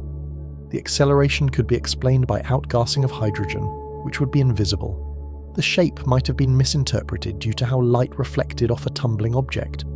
Nothing about Oumuamua required invoking alien technology, but the pattern was set. An unusual interstellar object appears. Initial observations show unexpected features. Loeb proposes it might be technological. Other scientists explain the features naturally. Media coverage amplifies the alien hypothesis. The scientific consensus settles on natural origins. The cycle repeats. With 3 Atlas, critics see the same pattern playing out. Unusual brightness must be alien tech. Trajectory alignments could be designed. Large mass, maybe it's a hollow spacecraft. Each observation gets interpreted through the lens of potential artificiality before natural explanations are fully explored. The frustration in the astronomical community stems partly from asymmetry in public attention. Loeb's claim that Oumuamua might be alien technology generated worldwide news coverage. The subsequent papers showing natural explanations work better barely registered with the public. The pattern creates a misleading impression that the alien hypothesis is taken seriously by most scientists when it's actually a minority view. This matters for how the public understands science. If every unusual astronomical observation gets framed as potentially alien, people might conclude that scientists are constantly finding evidence of extraterrestrial intelligence. The reality is that unusual observations are common, and the vast majority turn out to have natural explanations once we gather better data. Organizations dedicated to the search for extraterrestrial intelligence watch the 3i Atlas controversy with particular concern. Their work depends on maintaining scientific credibility, while exploring what many consider a speculative field. The SETI Institute, founded in 1984, has spent decades listening for radio signals that might indicate technological civilizations around other stars. They use rigorous protocols, they verify observations independently, they're conservative about claiming detections, knowing that false positives would damage their reputation and future funding. When high-profile scientists suggest every unusual space object might be alien technology, it makes SETI's careful work harder. Funding agencies already skeptical about the search for extraterrestrial intelligence can point to the speculation around Oumuamua and 3i Atlas as evidence the entire field lacks rigor. The concern isn't about being open to possibilities.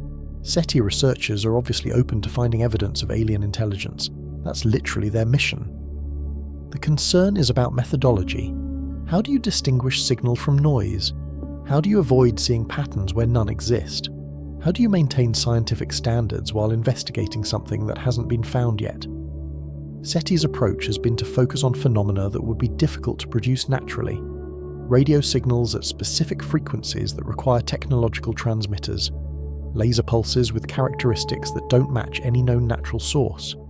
Megastructures that would alter the light curves of stars in distinctive ways. These are clear, testable signatures. You can calculate what they should look like. You can build instruments specifically designed to detect them. You can establish thresholds for what constitutes a genuine detection versus random noise. Claiming that a comet with unusual chemistry might be a spacecraft doesn't fit this framework. There's no clear prediction about what technological signatures should look like. Any observation can potentially be interpreted as artificial if you're willing to speculate enough. This makes the claim unfalsifiable, and unfalsifiable claims aren't scientific. The impact on public perception is tangible. When surveys ask people whether they think aliens have visited Earth, a significant percentage say yes, often citing stories about unusual objects in space or claims by scientists that UFOs might be alien craft. This conflation of legitimate SETI research with speculation about interstellar visitors makes it harder to communicate what the search for extraterrestrial intelligence actually involves. There's also concern about resources. Telescope time is limited. Funding is competitive. If attention gets diverted to investigating every comet that shows unusual features, that's time and money not being spent on more promising avenues for detecting technological civilizations. SETI researchers worry that the field could become associated with chasing false leads, rather than conducting systematic searches. None of this means interstellar objects shouldn't be studied carefully. They're fascinating scientifically regardless of their origin. Learning about comets from other star systems tells us about planetary formation conditions we can't observe directly. Each visitor is valuable for what it teaches us about the diversity of objects in our galaxy.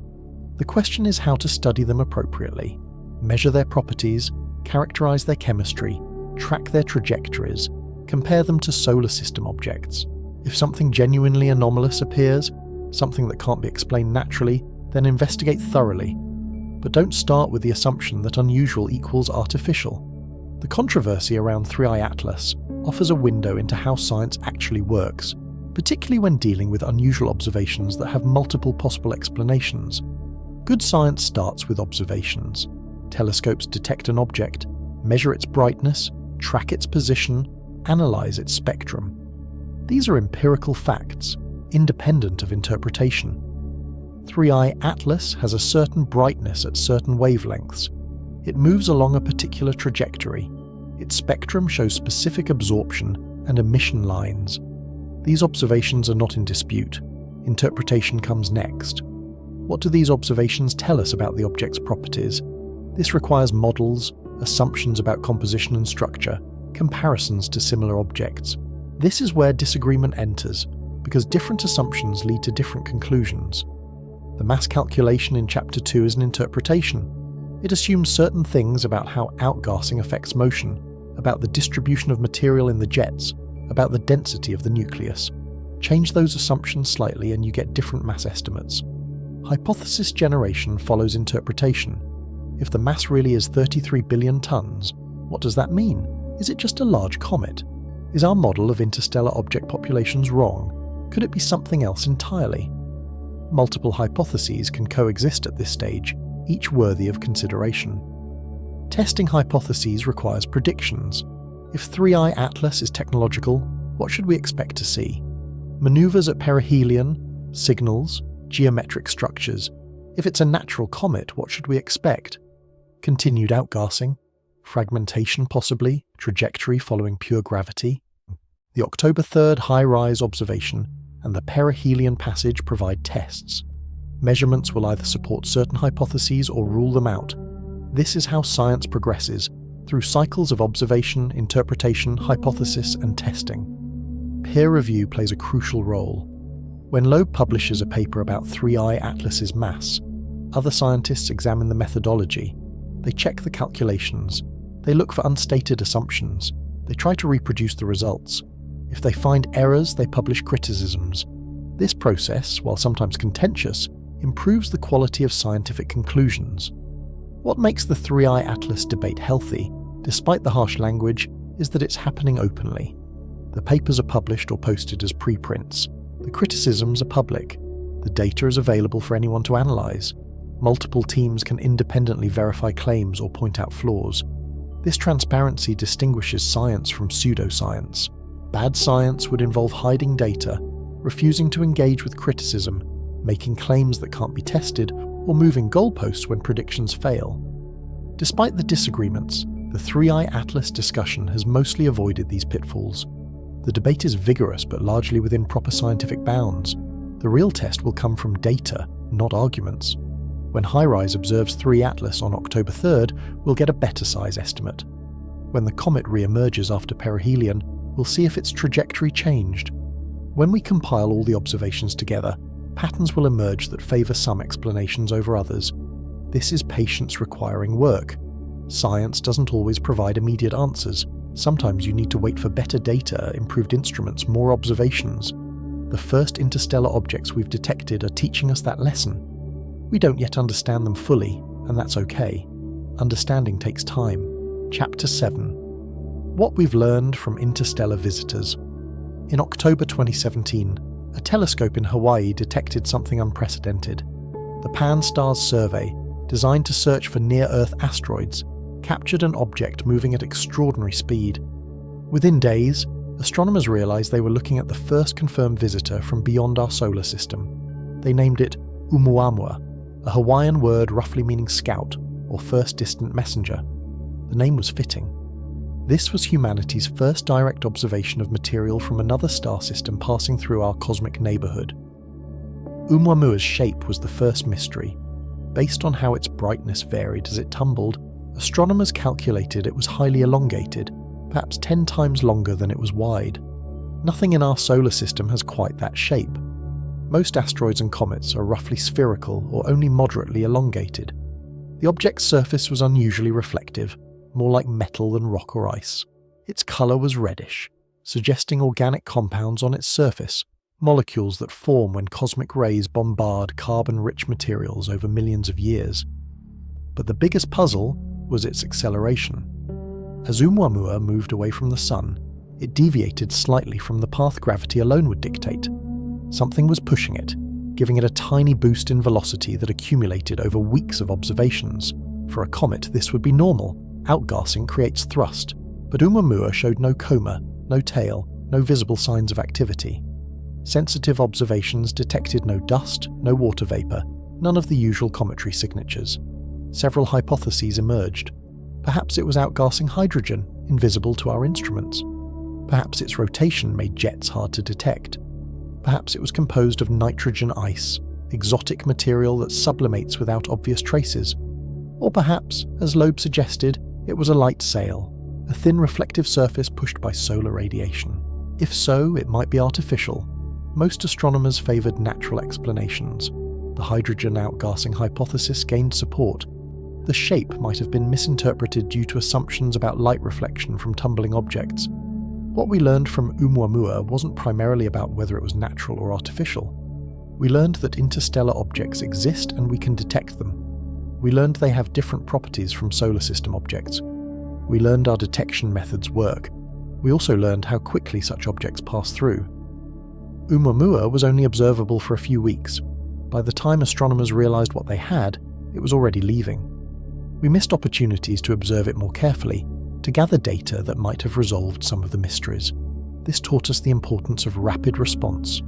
When the next interstellar visitor arrived, we needed to be ready with observation plans, with telescope time allocated, with instruments prepared. We couldn't afford to scramble after the fact. In August 2019, amateur astronomer Gennady Borisov discovered a comet using a telescope he built himself. Within weeks, observations confirmed it was on a hyperbolic trajectory, the second interstellar visitor ever detected. They named it 2I Borisov, marking it as the second interstellar object and honouring its discoverer. And from the beginning, Borisov behaved exactly as astronomers expected a comet to behave. It had a bright coma, easily visible in images. It developed a tail pointing away from the Sun. Spectroscopic observations showed water vapour, carbon monoxide, and other molecules typical of comets from our own solar system. As it approached the Sun, it brightened predictably. As it moved away, it faded according to models. Borisov even fragmented slightly, breaking into at least two pieces as solar heating stressed its structure. This too was normal comet behaviour, seen regularly in our solar system. The relief in the astronomical community was palpable. After the controversies around Oumuamua, here was an interstellar visitor that fit expectations perfectly. It was a comet from another star system, but chemically and physically it resembled comets from our own. This taught us something important. Planetary formation might vary in details from system to system, but the basic processes appear universal. Water ice forms, carbon compounds accumulate. Small bodies get ejected into interstellar space. When they enter another star system and heat up, they behave as physics predicts. Borisov also gave us a baseline. Now we had an example of a normal interstellar comet. Future visitors could be compared against it. Deviations from Borisov-like behaviour would be noteworthy, potentially indicating different formation conditions or unusual composition. The observations of Borisov were extensive. Dozens of telescopes tracked it. Hubble captured detailed images. Spectroscopy revealed its chemical makeup. We gathered more data on Borisov than on Oumuamua, partly because we had more time, partly because we were prepared. One particularly interesting finding was Borisov's carbon monoxide content, which was higher than typical solar system comets. This suggested it formed in a very cold region of its home star system, far from the star where CO remains frozen. When ejected, it carried this chemical signature with it across interstellar space. This is what makes interstellar visitors valuable scientifically. They're samples from other planetary systems, carrying information about conditions we can't observe directly. Each visitor potentially represents a different star system, different formation environment, different chemical history. With 3 confirmed interstellar objects detected over 8 years, astronomers can begin asking questions about the larger population. How many of these objects pass through our solar system? How often should we expect to find them? What does their distribution tell us about planetary systems throughout the galaxy? The detection rate so far is roughly 1 every 2 to 3 years. But this is heavily biased by our observational capabilities. We're only finding the objects that happen to pass close enough to Earth, during times when our survey telescopes are operating, and that are bright enough to detect against the background sky. Most interstellar objects probably pass through undetected. They're too small, too faint, or they traverse regions of the solar system we're not actively monitoring. The true rate of interstellar passages could be much higher than what we observe. Estimates vary, but some calculations suggest several interstellar objects might be present in the solar system at any given time, mostly in the outer regions beyond Neptune where detection is extremely difficult. Only occasionally does one pass close enough to the Sun to heat up and become visible. The size distribution remains poorly constrained. We've detected one small object, Oumuamua, one medium-sized comet, Borisov, and now possibly one large object, 3I Atlas, if the mass estimates hold.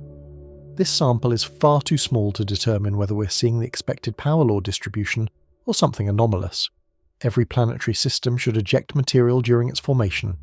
Giant planets migrating inward or outward gravitationally scatter smaller bodies, some of which gain enough velocity to escape their home star. Over billions of years, this process populates interstellar space with debris.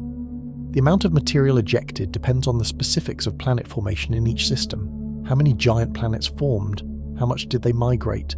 How much rocky and icy material was available? Systems vary, so the contribution to the interstellar population varies too. Our own solar system has likely contributed to this population. Objects from the Kuiper belt occasionally get perturbed onto escape trajectories. Over 4.5 billion years, countless small bodies have been ejected from our planetary system, now wandering the galaxy as our contribution to the interstellar debris field. This creates an interesting symmetry. We study visitors from other systems to learn about their origins, while objects from our system carry information about our own history to distant stars. Billions of years from now, a piece of ice that once orbited our Sun might heat up near another star, observed by astronomers there, carrying chemical signatures that tell them something about conditions around our ancient Sun. 3I Atlas represents the third data point, and it's quite different from the previous two. This diversity is itself valuable information. The carbon dioxide dominance, with an 8.1 ratio to water ice, is unprecedented. Neither Oumuamua nor Borisov showed this chemistry. This suggests 3I Atlas formed in a particularly cold environment, possibly in the outer reaches of a planetary system, or in a system with different chemical abundances than our own. The potential age, estimated at 7 to 14 billion years based on its galactic orbit, would make it substantially older than our solar system. If correct, this means 3I Atlas carries material from an earlier era of galactic history, when star formation was different, when the mix of heavy elements wasn't what it is today. The mass, if the 33 billion ton calculation holds, makes it the most massive interstellar visitor detected. This expands our understanding of what size objects can travel between stars. Finding a large object early in our search either means we're lucky, or means large objects are more common than simple models predict. The trajectory alignments, regardless of whether they're coincidental or significant, demonstrate how diverse interstellar trajectories can be. Not all visitors follow the same path through our solar system. Each arrives from a different direction, at a different angle, with different closest approach distances to various planets. Together, these three visitors are beginning to sketch the diversity of interstellar populations. They're not all the same. Some are small and puzzling, some are medium-sized and normal, some might be large and chemically unusual. This variation tells us that planetary systems across the galaxy produce different types of debris, reflecting different formation conditions and histories. What we still don't understand is how representative these three are.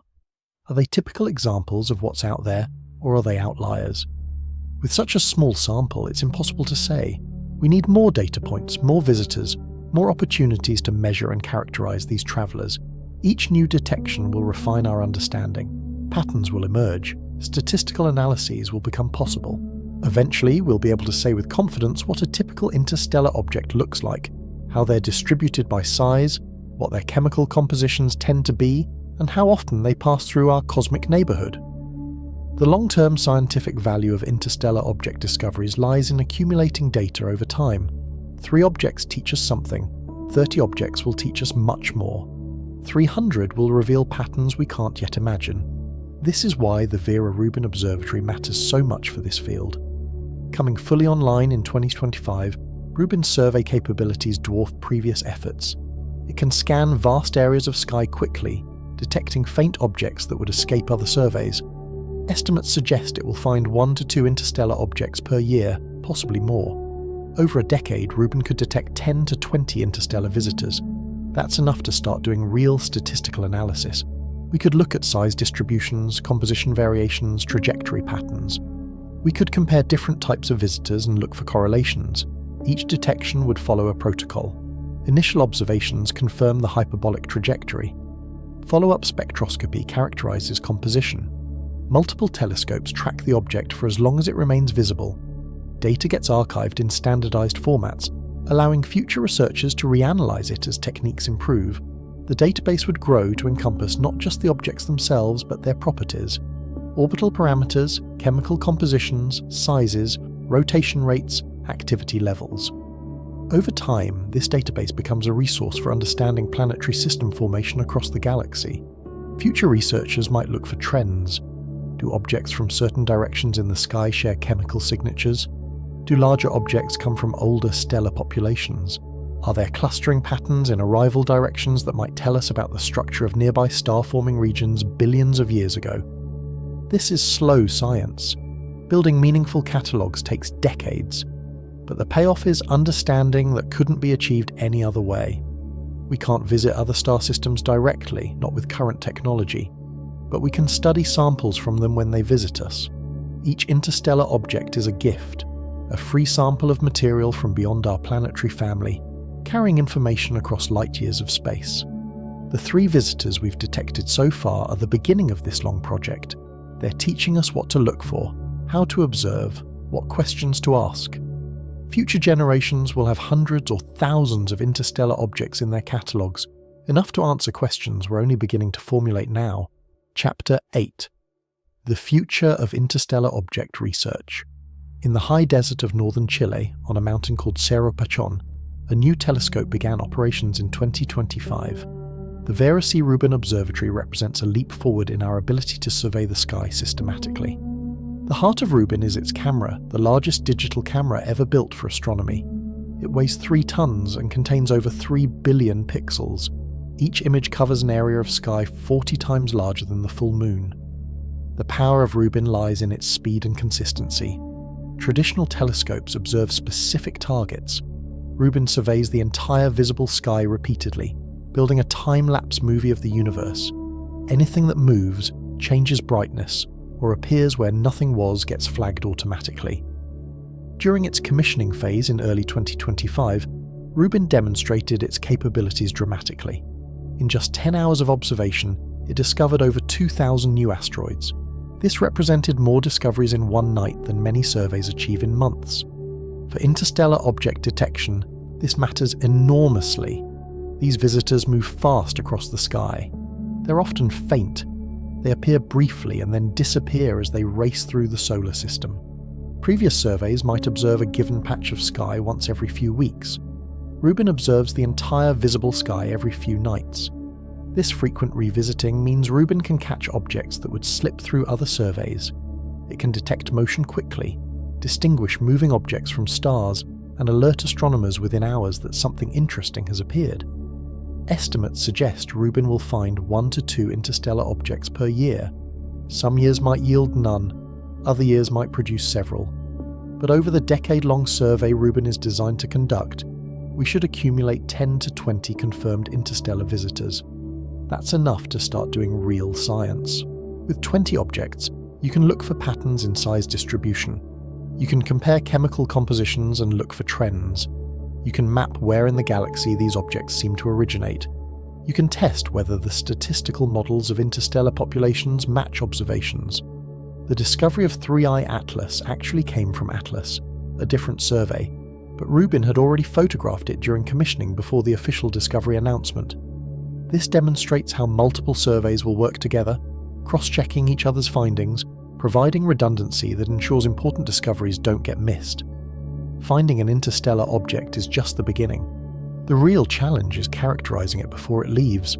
These visitors spend only weeks or months in observable range. Every day matters. Every observation adds to what we know. This requires coordination. When Rubin or another survey detects a potential interstellar object, astronomers need to verify it quickly. Is the trajectory genuinely hyperbolic? Could it be a previously unknown asteroid on a strange orbit? Confirmation comes from multiple observations over several nights. Once confirmed, the race begins. Observatories around the world need to be notified. Telescope time needs to be allocated, often interrupting scheduled observations. Spectroscopy needs to happen while the object is bright enough. Imaging campaigns need to track it continuously. This is where international cooperation becomes essential. Different telescopes have different capabilities. Some excel at spectroscopy, others can track faint objects.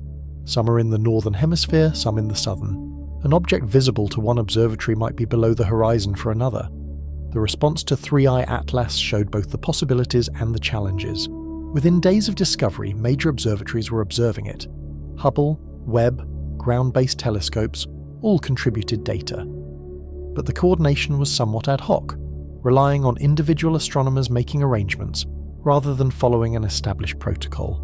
Future interstellar object discoveries need better systems, a central clearinghouse where observations get reported and coordinated, agreed-upon priority levels that determine when to interrupt scheduled observations, pre-arranged agreements about telescope time allocation for confirmed interstellar visitors. Some of this infrastructure already exists for other purposes. Networks that track near-Earth asteroids have protocols for rapid response when a potential impact threat is detected. Similar systems could be adapted for interstellar objects, where the urgency isn't about avoiding collision, but about gathering data before the window closes. The challenge is that telescope time is precious. Astronomers compete fiercely for access to major facilities. Asking someone to give up their scheduled observation because an interstellar object appeared requires either persuasion or policy. The scientific community needs to agree that these discoveries warrant priority access. Most astronomers would probably agree in principle. Interstellar objects are rare, important, time-sensitive. But implementing that agreement in practice, deciding whose observations get bumped when a visitor appears, navigating the politics of telescope allocation, these are non-trivial organizational challenges. Every time an interstellar object passes through, someone asks, could we send a spacecraft to it? Could we intercept it, get close-up images, maybe even land on it or collect samples? The short answer is, it's technically possible but extraordinarily difficult. The longer answer requires understanding the challenges of speed and timing. Interstellar objects move fast. They're not gravitationally bound to the Sun, so they're travelling at or above escape velocity. By the time we detect them, they're already deep in the solar system, moving at tens of kilometers per second. And we usually have only weeks or months of warning. Launching a spacecraft takes time. You need to design the mission, build the spacecraft, plan the trajectory, coordinate launch windows. For most space missions, this process takes years. We don't have years, we have weeks. Some concepts have been proposed for rapid response missions. Keep a spacecraft ready on the ground, fueled and prepared. When an interstellar object is detected, calculate an intercept trajectory and launch within days. It's like having a fire truck ready to respond to an alarm rather than building a new truck after the fire starts. But even with a ready spacecraft, the energy requirements are daunting. To catch up with an object moving at 60 kilometers per second requires enormous velocity changes. Current propulsion technology struggles with this. Chemical rockets can't deliver enough speed. Ion drives are more efficient but take time to build up velocity. One mission concept that's been seriously studied is a solar sail. Use a large reflective surface to catch sunlight and accelerate. Close to the Sun, solar radiation pressure is intense enough to provide significant thrust. You could potentially match velocities with an interstellar object using solar sail propulsion. But even this has limitations. You need to deploy the sail, orient it correctly, reach the right trajectory. And the object is racing outward while you're trying to catch up. The window for intercept might be just a few months. The most realistic scenarios involve flyby missions, not rendezvous. Flash past the object at high relative velocity, capturing images and data during a brief encounter lasting minutes or hours. You won't be able to orbit it, land on it, or spend extended time near it, but you'd get far better data than any Earth-based observation could provide. A few groups have done preliminary studies of mission feasibility for objects like Oumuamua and Borisov.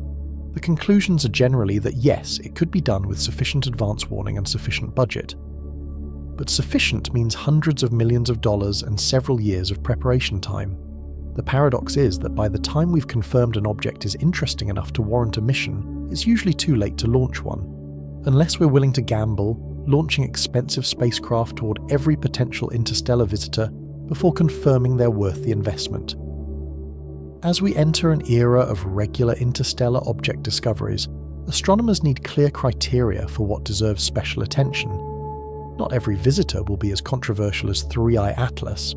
Most will probably be straightforward comets or asteroids from other star systems, but which ones warrant intensive study? Size is one obvious criterion. Large objects are rarer than small ones, so finding something unusually massive deserves scrutiny. The 33 billion ton estimate for Three-Eye Atlas, if confirmed, would make it noteworthy on size alone. Chemical composition matters. We expect diversity, objects formed under different conditions showing different chemistry. But extreme outliers, like the 8:1 carbon dioxide to water ratio in Three-Eye Atlas, raise questions about formation environments we might not have considered.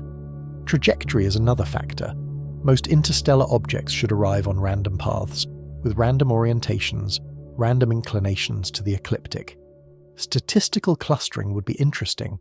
If multiple objects arrive from the same direction, that might indicate a common origin, perhaps a star cluster that passed near the Sun millions of years ago and scattered debris in our direction. Activity levels provide clues. Does the object outgas predictably? Does its brightness vary in expected ways? Unexpected behavior, whether brightening at the wrong distance or showing activity that doesn't match models, warrants investigation. And then there are the more speculative signatures, non-gravitational acceleration that can't be explained by outgassing, geometric shapes visible in high-resolution imaging, radio emissions, heat signatures inconsistent with solar heating, maneuvers at perihelion. Any of these would elevate an object to high priority immediately. Loeb's proposed scale, ranking objects from 0 to 10 based on anomalousness, provides one framework, but the community needs to agree on what criteria matter and how to weight them. This is partly scientific, partly practical. Limited resources mean we can't observe every object with every instrument. Priorities must be set. The risk is that we develop confirmation bias. If we decide in advance what makes an object interesting, we might miss truly novel phenomena that don't fit our expectations. The universe has surprised us before. Pulsars, gamma-ray bursts, fast radio bursts, all were unexpected. Interstellar objects might yet reveal surprises we haven't imagined. Balancing systematic criteria with openness to the unexpected is challenging. You need structured approaches to allocate resources efficiently, but you also need flexibility to pursue anomalies that fall outside established categories. The first 3 interstellar objects taught us that we don't yet know what's normal for these visitors. Each one has been different. Oumuamua was puzzling and atypical. Borisov was reassuringly normal. Three-Eye Atlas is somewhere between, mostly comet-like but with unusual features. This small sample warns against assuming we understand what to expect. The 4th interstellar object might be completely different from the first 3. The 10th might introduce new puzzles. We're still in the discovery phase, not the understanding phase. This means keeping open minds without abandoning skepticism, being willing to consider unusual explanations without jumping to them prematurely, following the data wherever it leads, even if it challenges expectations. It also means building institutional capacity. When something genuinely strange appears, we need mechanisms to respond appropriately. Not panic, not dismissal, but careful investigation with adequate resources. Part of this is technical, having the right instruments, the right observation strategies, the right analysis tools. Part is organizational, knowing who to contact, how to coordinate, what protocols to follow. Part is cultural, creating scientific environments where unusual observations can be reported and investigated without researchers fearing damage to their reputations. The controversy around Three-Eye Atlas highlights some of these challenges. When a prominent scientist suggests an object might be technological, the response includes valid scientific criticism, but also personal attacks and dismissiveness. This creates an environment where others might be reluctant to report anomalies for fear of similar treatment. Science works best when observations can be reported objectively, discussed openly, and investigated thoroughly. The goal should be understanding, not defending predetermined conclusions.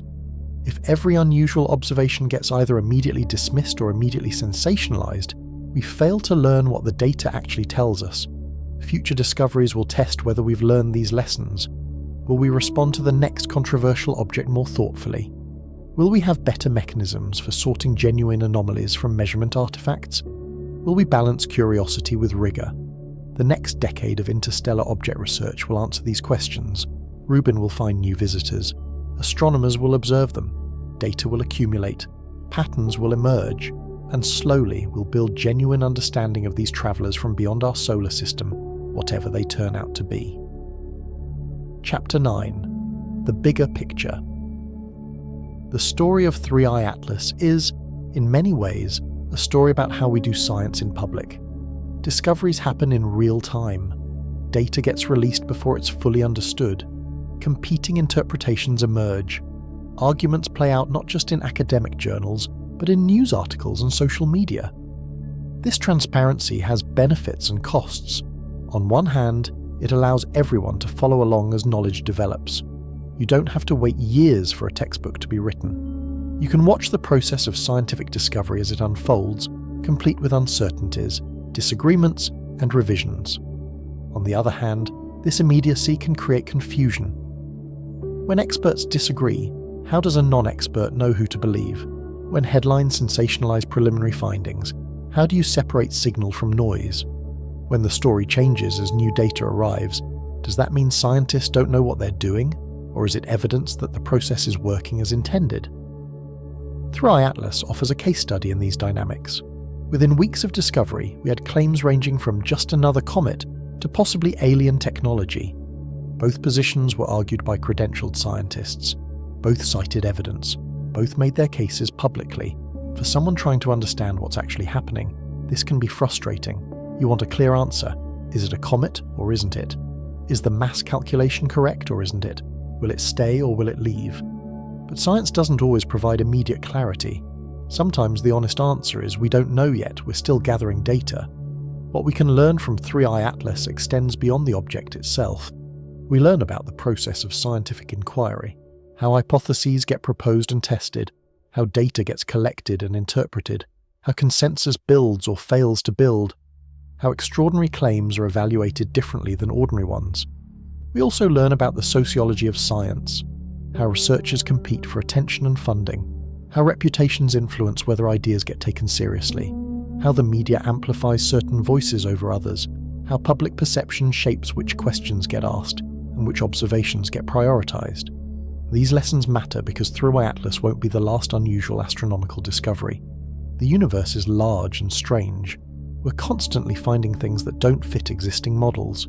Each time, we'll face similar questions about how to interpret ambiguous data, how to balance skepticism with curiosity, how to communicate uncertainty honestly. Stepping back further, interstellar objects remind us of something fundamental about our cosmic context. We're not isolated. Our solar system exists within a galaxy of hundreds of billions of stars. Material moves between those stars. Objects that formed around distant suns pass through our neighborhood, carrying information about places we'll likely never visit. This exchange of material has been happening for billions of years. Long before humans existed, before Earth had life, before the sun had planets, matter was circulating through the galaxy. Stars form from clouds of gas and dust enriched by previous generations of stars. Planets coalesce from debris disks. Some of that material gets ejected and wanders. Every atom in your body was forged in a star. The heavy elements that make up rocks and water and living things, they all came from stellar nucleosynthesis and supernova explosions. In a very real sense, we're made of star stuff, as Carl Sagan famously said. Interstellar objects make this connection tangible. They're literally pieces of other star systems formed elsewhere, travelling here. When we study them, we're examining samples from distant parts of the galaxy that formed under different conditions at different times. This puts our solar system in context. We're one planetary system among billions. Our sun is one star among hundreds of billions.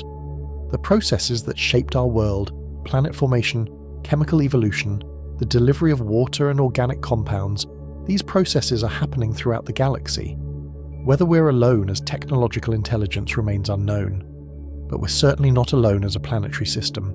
The galaxy is full of worlds, most of which we'll never see directly. Interstellar visitors are our only physical connection to those distant places. This perspective can be humbling. Earth seems vast when you're standing on its surface.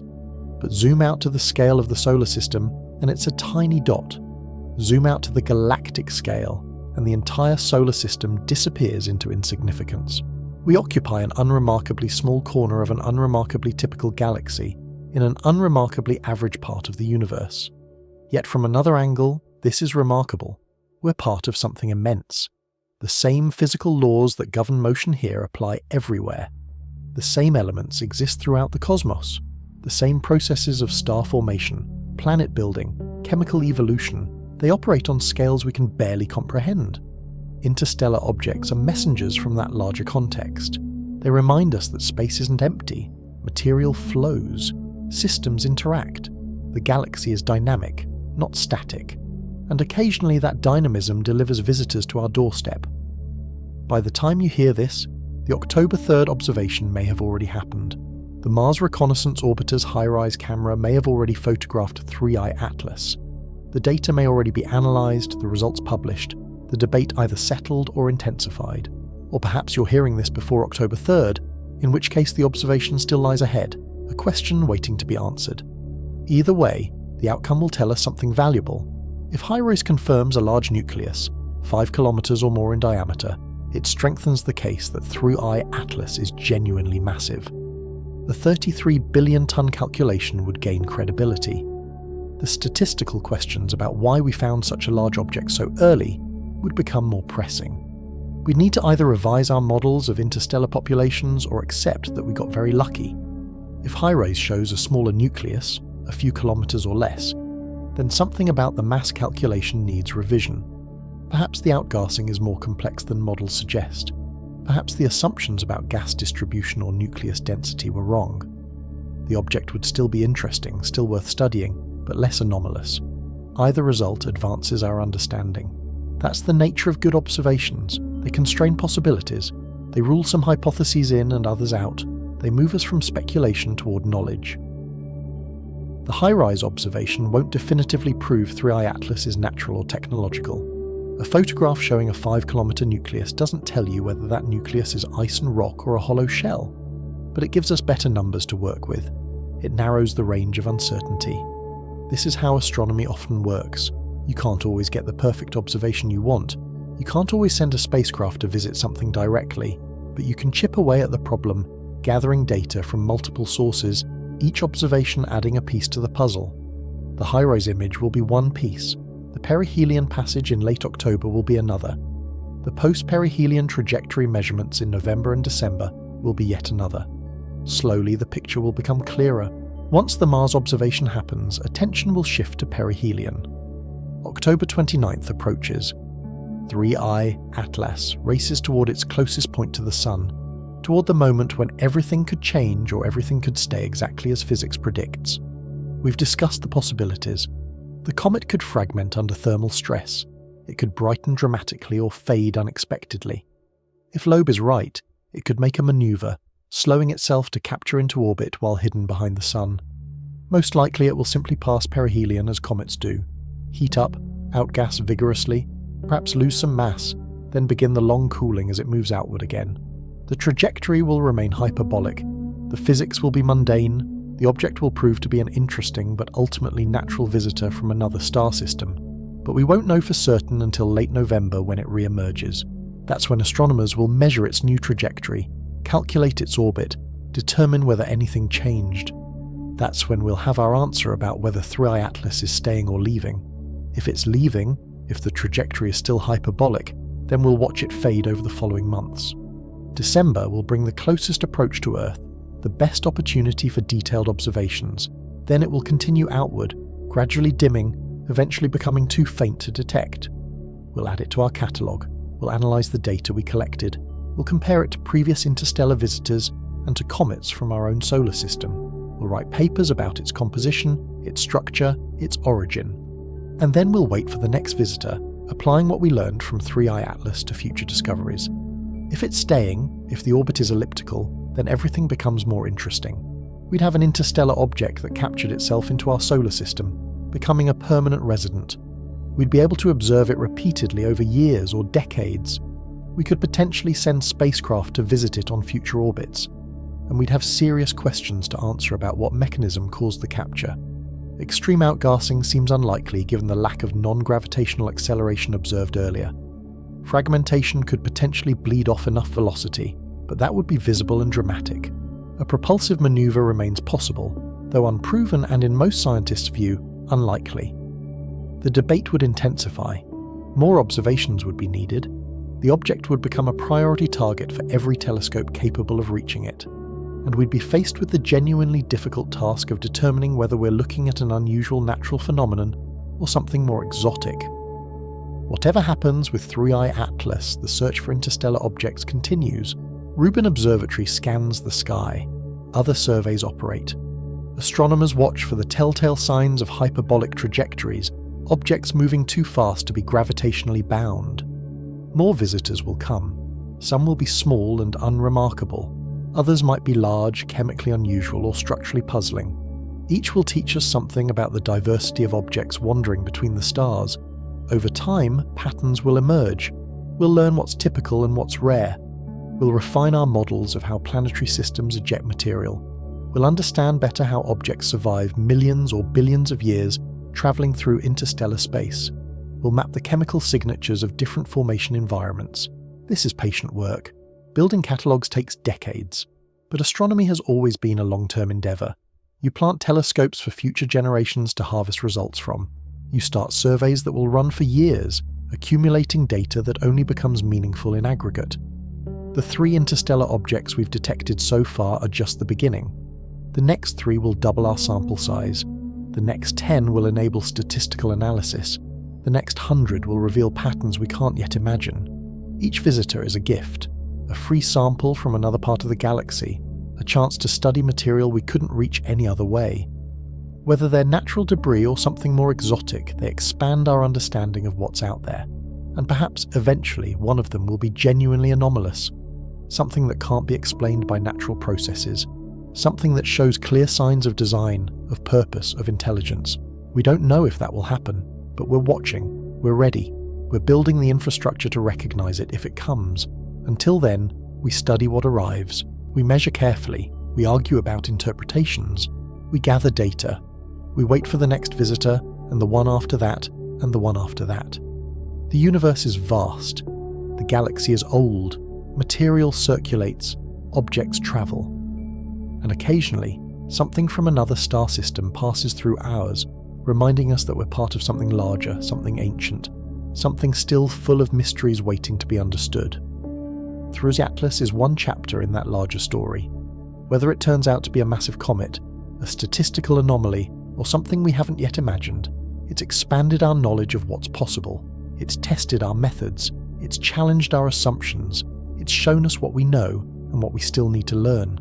The countdown to October 3rd ends. The observation happens, the data arrives, the analysis begins, and the next chapter of this story starts to unfold, written not in speculation but in measurements, not in headlines, but in careful scientific work, one observation at a time.